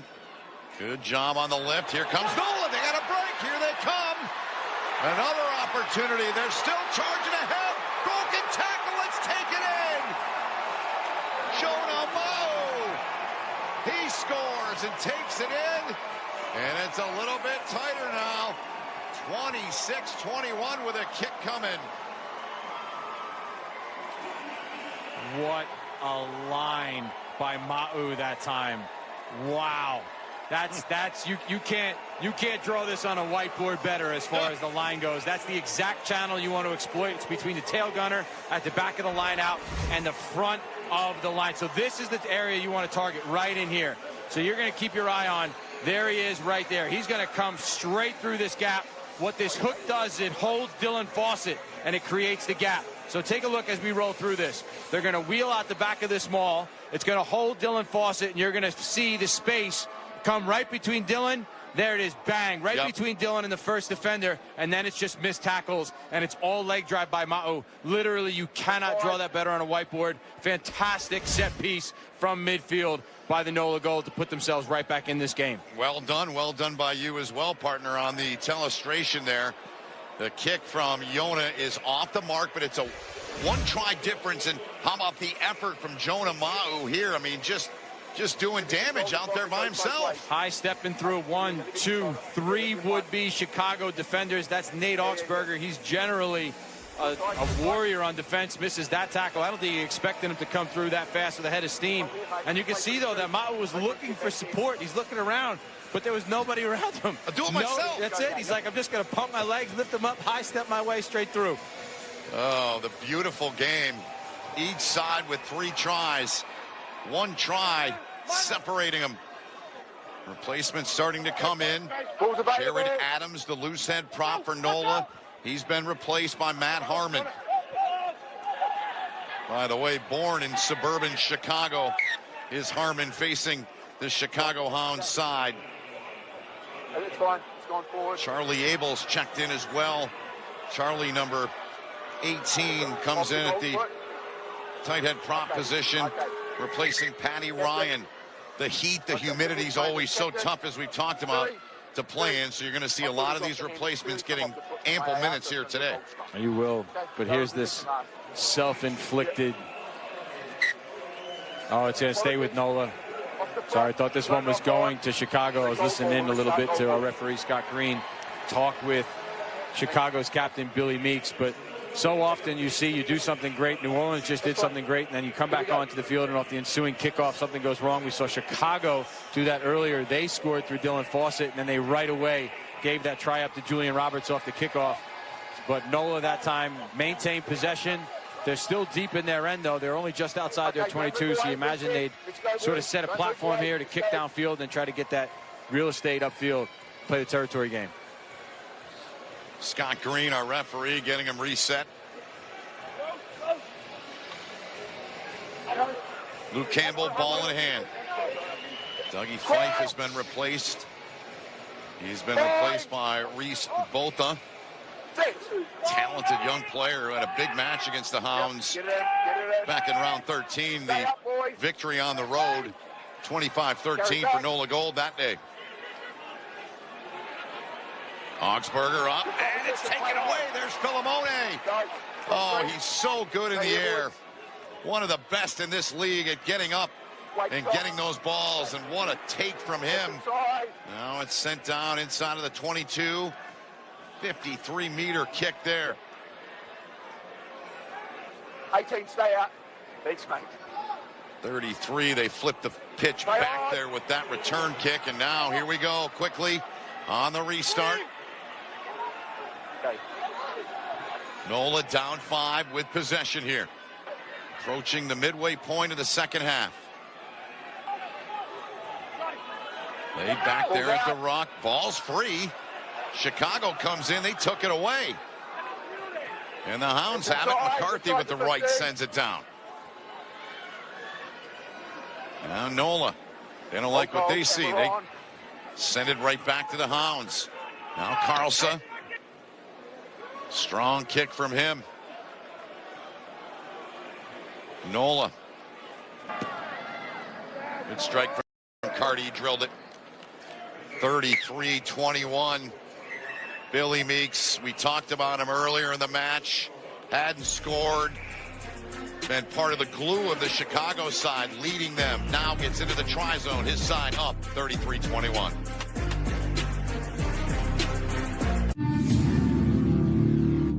When we pick up the ball, we also pick up a legacy. A legacy that stretches beyond your current team. A legacy built on the backs of those who came before you with hard work.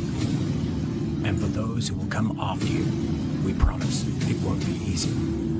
But we'll be there, supporting you on and off the field.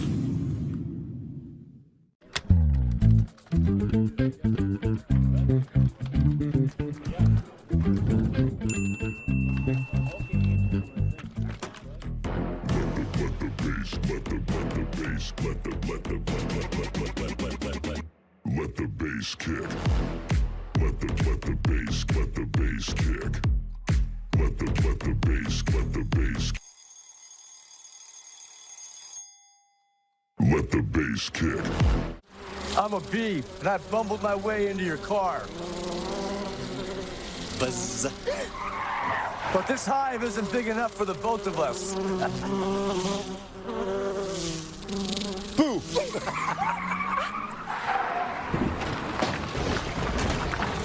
Oh, wow, what a buzzkill. And if you don't have the right auto insurance coverage, paying for this could really sting. So get Allstate, save money, and be protected from mayhem, like me. Recent try, Chicago, Billy Meeks, 33-21 match here. Second half hydration break.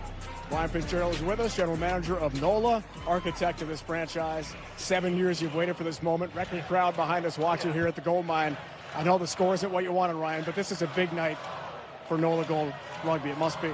Yeah, Chicago's a great team. We knew it was going to be a heck of a fight. Still got 20 minutes left here. Obviously in rugby, we showed we could score quick, so still back the boys. But this is unbelievable. The support from the entire fan base, our entire organization, top to bottom, has really worked their butt off all the past 2 weeks, the whole season, really. And it's obviously comes good here this week. 2019, 2021, 1 point, Ryan. It came so close to making the playoffs, but didn't make it. This year, you cross the finish line and get to the playoffs. What's that been like for you this week? Yeah, it's been really rewarding, because, like I said, our entire organization, top to bottom, has worked their butt off for 7 years. And to miss the playoffs not once but twice by 1 bonus point, it was nice to get over the line and get here. And now, obviously, we want more. A lot of drama, I know, here. Yeah. Thanks for joining us. We appreciate it. All right, Ben, let's go back to you. All right, Dave, thanks so much. A knock on there on Chicago, and that could allow Ryan's squad to get right back in this thing. And I was just talking about this moments ago about you do something really good. Yep. You score some way, a kick, a try, whatever it is, and then off the ensuing kickoff, you just lose the plot. And that's exactly what Chicago did there. Ball straight in their hands, in their chest off the kickoff, drop it, and now you get a midfield scrum inside the 22 for New Orleans. This is prime real estate for New Orleans from attacking perspectives. Campbell puts it in, gets it back outside over the top. NOLA. Right back in is Campbell. Runner coming there. That was Botha. Now Body scrambling all over the place. Chicago trying to hold up. Their line is set. They get to it quickly. Good job by the Hounds defensively. The clean out from NOLA. Campbell gets it free from the ruck. Once again, freeing it, and another big hit from the Hounds there. Campbell, one more time. Yona to the back now. Here they come. Bolta. Filimone. About 10 meters shy. 11 times he scored this season as Filimone. Now it's handled there by the number 8. O.J. Noah. Spun it in the middle of the park now. The Hounds continuing to hold up here. NOLA. Carrier tripped up. Down he goes. Campbell getting it free. They mishandle it. Chicago comes away with it. Look at the big man off and running. Charlie Abel. Willing and able there. What a play from him. And almost all the way out to the halfway line is Chicago. They got an injured Hound. That might be Abel who took that carry way out. NOLA's got it back now. Clean out from NOLA. But a whistle for not releasing. Time is off.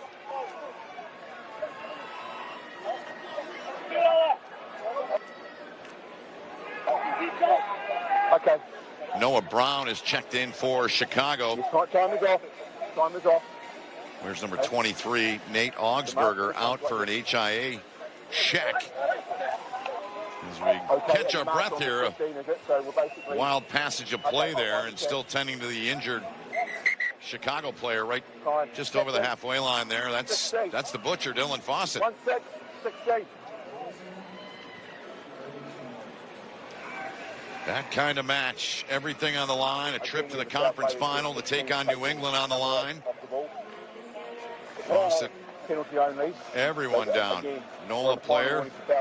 Take this opportunity to talk to your boys. No more foul play. Okay, we need better. Change of cleats. Billy, you have 2 options, Lucas mate. rumbles in for Mason Flesh. Or penalty just here in front of it. On the 15 on that side, or 15 this side, mate. Yeah. In line. Rob Hammerschmidt pitch side as well, along with Dave Ryan, down to Rob, who's got a special guest with him.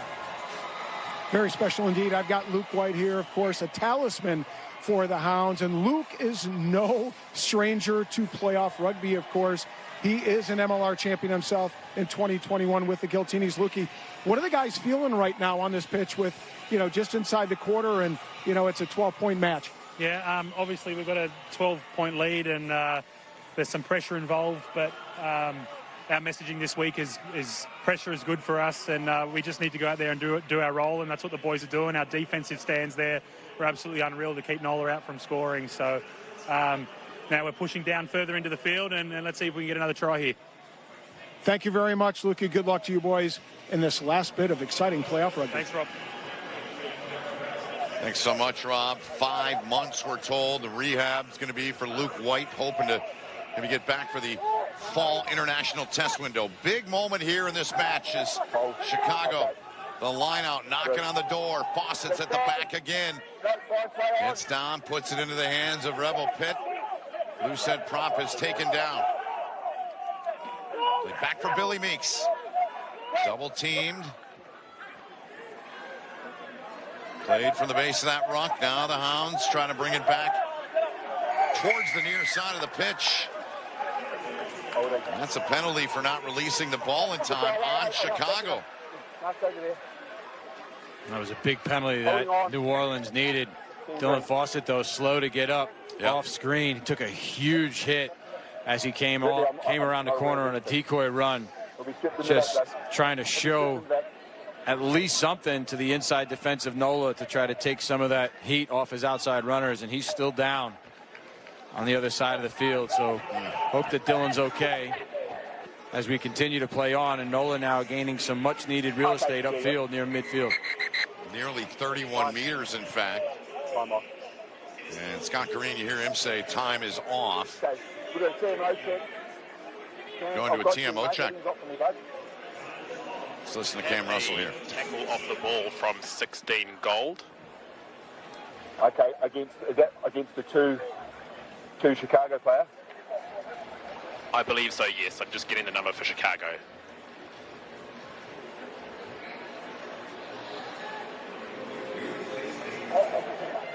So let's just go over the facts that we have foul play because we have 16 white tackling the player off the ball again.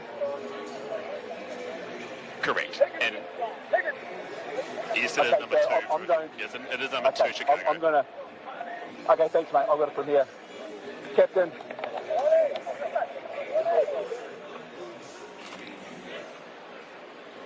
Captain.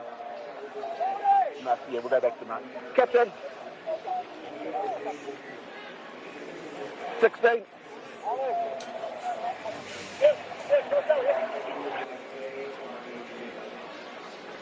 I just spoke to you 2 minutes ago.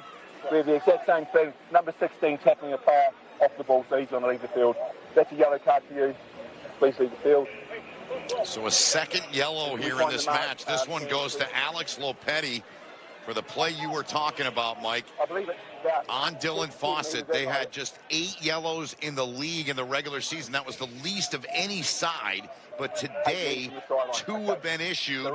And on the first one, Chicago scored 2 tries when Jordan Jackson Holt was in there. Let's look back now. And here he is right here. This is him here. Dylan's going to come around here, and he's going to loop in and just run a decoy. And this is where I saw it all get a bit hairy. So the ball comes out, and you'll see this now. Dylan's going to run into the line, doesn't get the ball, and then bang. Yep, that was the hit. That was the shot. Yep. So unnecessary stuff. And so he's out. 10 minutes off, and that could be trouble. The final blow for New Orleans as Dylan gets a shot to throw it in here. Yep. And you can only think he's got one thing on his mind, and that is throw this ball in and score a try off this maul for redemption. Here we go. Here we go. 5-meter line out. Perfect throw, perfect catch. Advantage being played. This one's in and down. They break free and take it in and get it down. The Butcher carves him up with a throw. They finish it off, and the big fella takes it in. It's Merrick who takes it in there. I believe that's George Merrick. And he has been all over the place. Beg your pardon, James Scott, the number 5, the second lock, he gets it. There it is. Good throw on the money. And I think New Orleans, wow, they weren't even, they just totally misread that. Their drive, what a great shot from our camera crew.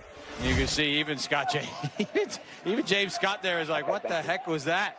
It's like the floodgates opened in front of him. There was nobody on defense. New Orleans went totally in the wrong. They were trying to drive that thing sideways, and instead totally missed. And James Scott just walks in that time. That's about as easy as it gets off a line-out maul score. It's been so good in the line-out wins this season. Second in the league at 73 coming in. Carty just missing that one, so it stays 38-21, but the Hounds in control, and they've still got 8:20 with Alex Lopetti in the sin bin for the yellow. The 2024 Major League Rugby season culminates at the MLR Championship at Snapdragon Stadium August 4th at 4 Eastern. It's live nationally on Fox Sports.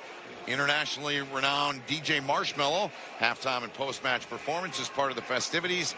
Get your tickets by going to SanDiegoLegion.com. All right, here's what I want to see. I want to see DJ Marshmello with a scrum cap on in San Diego. That's what I want. Get a scrum cap on that man and just let's see what it looks like. Let's just have some fun with it. I love it. NOLA now down here by 17. They've got a lot of time left, but they have got to be very disciplined here and very sharp. Looking for the offload there was Reese Botha. Couldn't get it. They're down to 14 players right now with 7:25 remaining in the yellow to Lopetti. Campbell short with that ball from the base. Fenton Coleman is checked in, replacing O.J. Noah. Coleman wearing 21. Now the Hounds. They've come away with it, but it will be whistled. Great turnover. Great turnover. And Billy Meeks needs a hand to get up. And our referee Scott Green taking the words right out of my mouth. He's got the mic, so might as well. Great turnover is right. What a play that time. I believe that was Revel Pitt, number 1, the loose head prop for Chicago, just getting in strong over the top of the ball. Quick steal. I mean, look, New Orleans just making this too easy right now for Chicago. This is realistically a 3-score game as Fawcett makes his way off the field. He can hold his head high. He's had a great shift. And walking off on his own accord after getting up slow earlier. So nice shift from Dylan Fawcett. And there's Revel Pitt getting that turnover just now for Chicago. But right now, this game, I mean, New Orleans needs some kind of spark. They need something if they have any hope.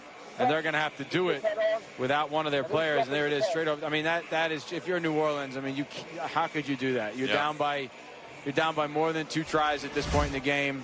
First ever home playoff game, and you don't get support there to the breakdown. You need more urgency with just about 10 minutes to go in the game. No question about it. New front row players, same standard. New front row, same standard, please. Winner moves on to take on New England next Saturday at 1. Fort Quincy will be sold out once again. Free Jacks will be looking to go back to the MLR final in their 3rd straight Eastern Conference final. And so you saw Tongawiya come off because they had to make a replacement for scrum time because number 16 Lopetti is serving the yellow card, so they had to send a front row replacement in, and they had to take a different forward off. So Tongawiya is the one that has to come off the field in that situation. An original member of this original MLR side. Chicago now, they've got it. Adrian Carlson speeding up the pitch into the hands there, the dangerous Noah Brown. Hard to miss him with those bright yellow cleats he's wearing. He can absolutely fly. Meeks with a kick. Puts it down inside of the 22. NOLA's got a long way to go here. They're going to send one into the seats. Great kick that time from Meeks, finding that space in behind that New Orleans backfield. And then both just not a great kick on that one. Doesn't get much distance upfield, and Chicago is going to be in absolutely no rush to put this one back into play. Kicking stats in the summary brought to us by Sportable. Upper left corner of your screen. NOLA came in, the side in this league that kicked more than anyone, but Chicago's outdone them today in terms of the number of them. But that's the least of their problems right now. They're down by 17 and down a man. And Chicago in the attacking end here with the lineup. Giannis Venter is now in at the hooker spot. As Mike mentioned, Dylan Fawcett went out a few moments ago. His day appears to be done. His side up by 17 here. 4th meeting between these two, and the road side has won every time, albeit just 3 matches. Penalty on Chicago. Not releasing in time, says Scott Green. So Botha will kick here to set the line out up for the goal.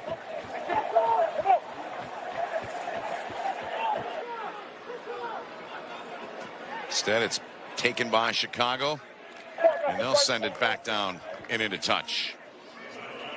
Okay, yep. 37 meters on the kick. 1 green. 1. Number 1 green. And New Orleans just more self-inflicted pain. I mean, you can't miss-touch. There's 10 minutes to go in the game. I mean, just, oof. And then a 36-meter return, 37-meter return from Chicago. I mean, if you're New Orleans, you've got to sail that one out of bounds. Give yourself something to work with. Get your fans back on their feet. Get some energy into this crowd because you're into the final 10 minutes and you're looking very stale right now. Yep, they don't look good at all. Still a little less than 3 minutes remaining in the yellow to Alex Lopetti. Yeah, 21. Taking their time here. They better speed this thing up. Yep. They've got 8 minutes to play with and a lot of points on the scoreboard to make up.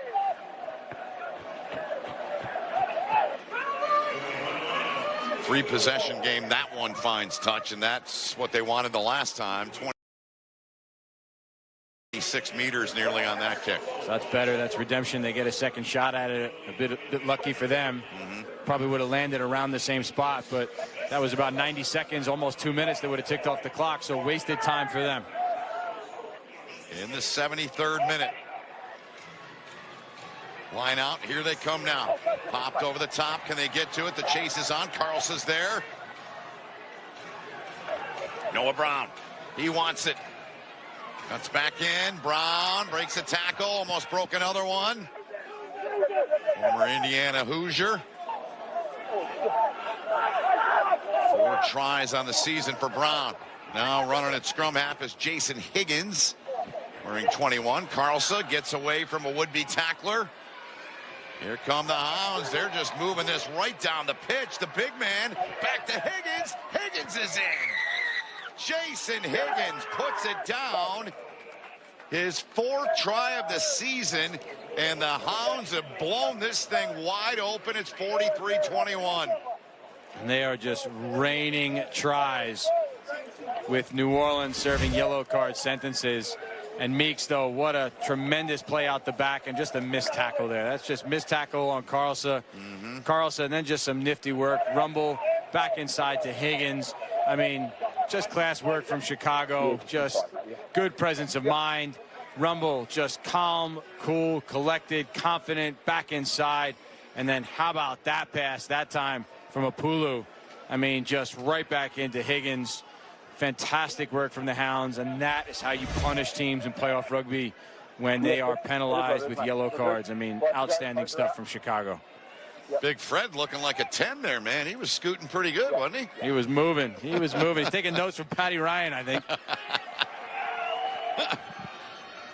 Conversion attempt is good, and it's 45-21. So Luke Carty has been very busy and been very good today. And the Chicago Hounds, late in the season, I think most people around the league said, what are you doing? You're getting rid of your head coach. You're doing that. You're blowing this thing up. But they have not lost since that's happened. On the verge of going to the Eastern Conference Final here in another 5 minutes and making it 4 wins in a row. Alex Lopetti is a free man, released from the sin bin. All up in the air. Nola Gold comes away with it. Campbell in to get it. Way outside. Bounding ball gathered in and just not looking connected here at all. Is Nola, and it's going to go back over to Chicago here. They've scored 6 tries here today. And Nola just throwing those miracle passes to the outside, trying to make something happen late in the game here. But this one is well done and over for sure. 4 minutes to go in the game on the clock. And, I mean, just frustration for Nola. What a season they've had. First time in the playoffs, first time hosting. So much excitement, so much buildup. And, man, just so anticlimactic for them and for the whole organization. Repeat. But a lot to be proud of and a lot to build on. Let's go down to Dave quickly. The guys by the NOLA bench here, and as you might imagine, as Mike just said a moment ago, a very disappointed group of players here on the pitch. Hanging heads, not much being said here. But it's been a great season, and I think that's something they'll have to take with them. With their GM, Ryan Fitzgerald, we spoke with at the hydration break here in the second half for next year. First-time playoffs, 7-year franchise and original to Major League Rugby. To host a playoff game, well, it's a really big deal. And I did not play well, especially in the second half, but definitely a lot to be proud of in 2024 for the Gold. Yeah, no doubt about it. And Nate Augsburger thinking he's going to go back into the try zone, but it's whistled dead here, and it'll be brought back by Scott Green here. Nola, one of the originals. Nate Augsburger, one of the original players in this league. I asked Nate, I said, how many guys do you think are still in the league playing from that 2018 season?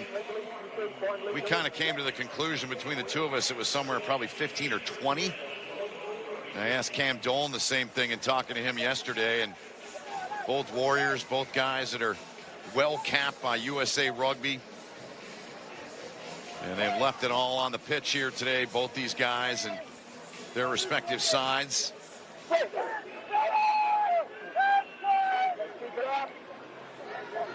Luke Campbell plays it out of there. NOLA looking for a big break here. 10 meters or thereabouts over the halfway line. Campbell to it. Play back for Yona, way out over the top outside, and off the mark looking for Philemone. We have not called his name a whole lot here as Chicago has just really taken him out of this thing. And that's a problem if you're in New Orleans. I mean, you've got to put the ball in his hands. When you've got someone like that in your lineup on the outside, you got to do one of two things. You either got to find ways to move it to the outside, or he's got to hunt somewhere on the inside, and you got to design some of your in-phase plays or some of your set-piece moves to have him touch the ball, because when he's not touching it enough, that's a major problem. You're not going forward. You're not scoring tries. You're not making things happen. He's a guy that can make it happen. We haven't called his name a lot. And Jackson Hope's another one. He was early on, made that one big play. Other than that, very quiet games from those two. Well, he had the try, Jordan did, in the 9th minute when NOLA came out. It looked great. They were up 8-0. And then he ended up with that yellow card, unfortunately. So tough night for Jackson Hope. And in a way, you look back, it was part of this game getting flipped. That yellow, because Chicago got a couple of tries with the extra man. Taken right out of the back here by the Hounds as we approach a minute remaining in this match. And Chicago, second-year side. They won just 3 matches last season. They started a 4-game win streak with a win the first weekend of April on this very pitch against NOLA. Then dropped 4 in a row, made the coaching change. And they are going to have their second 4-match win streak of the season as O'Keefe wanted to slip away there, but Scott Green blows the play dead. Let's get a look now at the Sports Breaks Player of the Match candidates. Mike Petrie. Dylan Fawcett's been outstanding as usual, just in the heart of that engine room for Chicago. They've played so well. Merrick and his partner James Scott in the second row, both of them big powerhouse forwards, really just put so much pressure on this NOLA side all game long. And then Luke Carty stepping into that fly half roll. He was moved around a lot throughout the season, but looks very comfortable there today. Did a great job of just keeping this scoreboard ticking over throughout the game and orchestrating this offense. So nice work by Luke Carty as well. So NOLA here. Final possession they're going to have here. The put in there from Luke Campbell. 10 wins on the season for NOLA. Second 10-win season. Carlson taken into touch there as he wanted to stay in, but that's going to do it.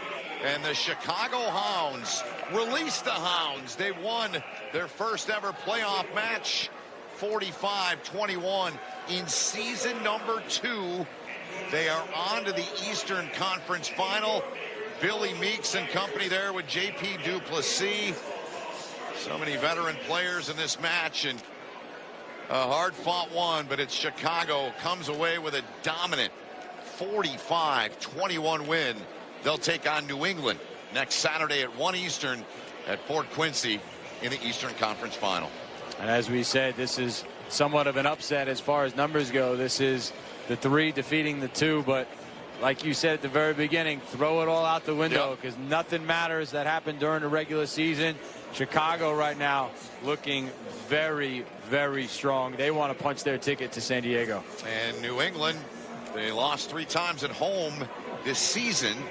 One of those 3 was against Chicago when they had their first 4-game win streak of the campaign. So we'll see. But Meeks and company are moving on, and an up and down season for Chicago. All the changes. Moments are always so much sweeter when you get through and you get to experience and go through, Mike Petrie, as you know, moments like this as a professional rugby player. Just look at the smiles. That's what it's all about. And New Orleans, they'll be just deflated.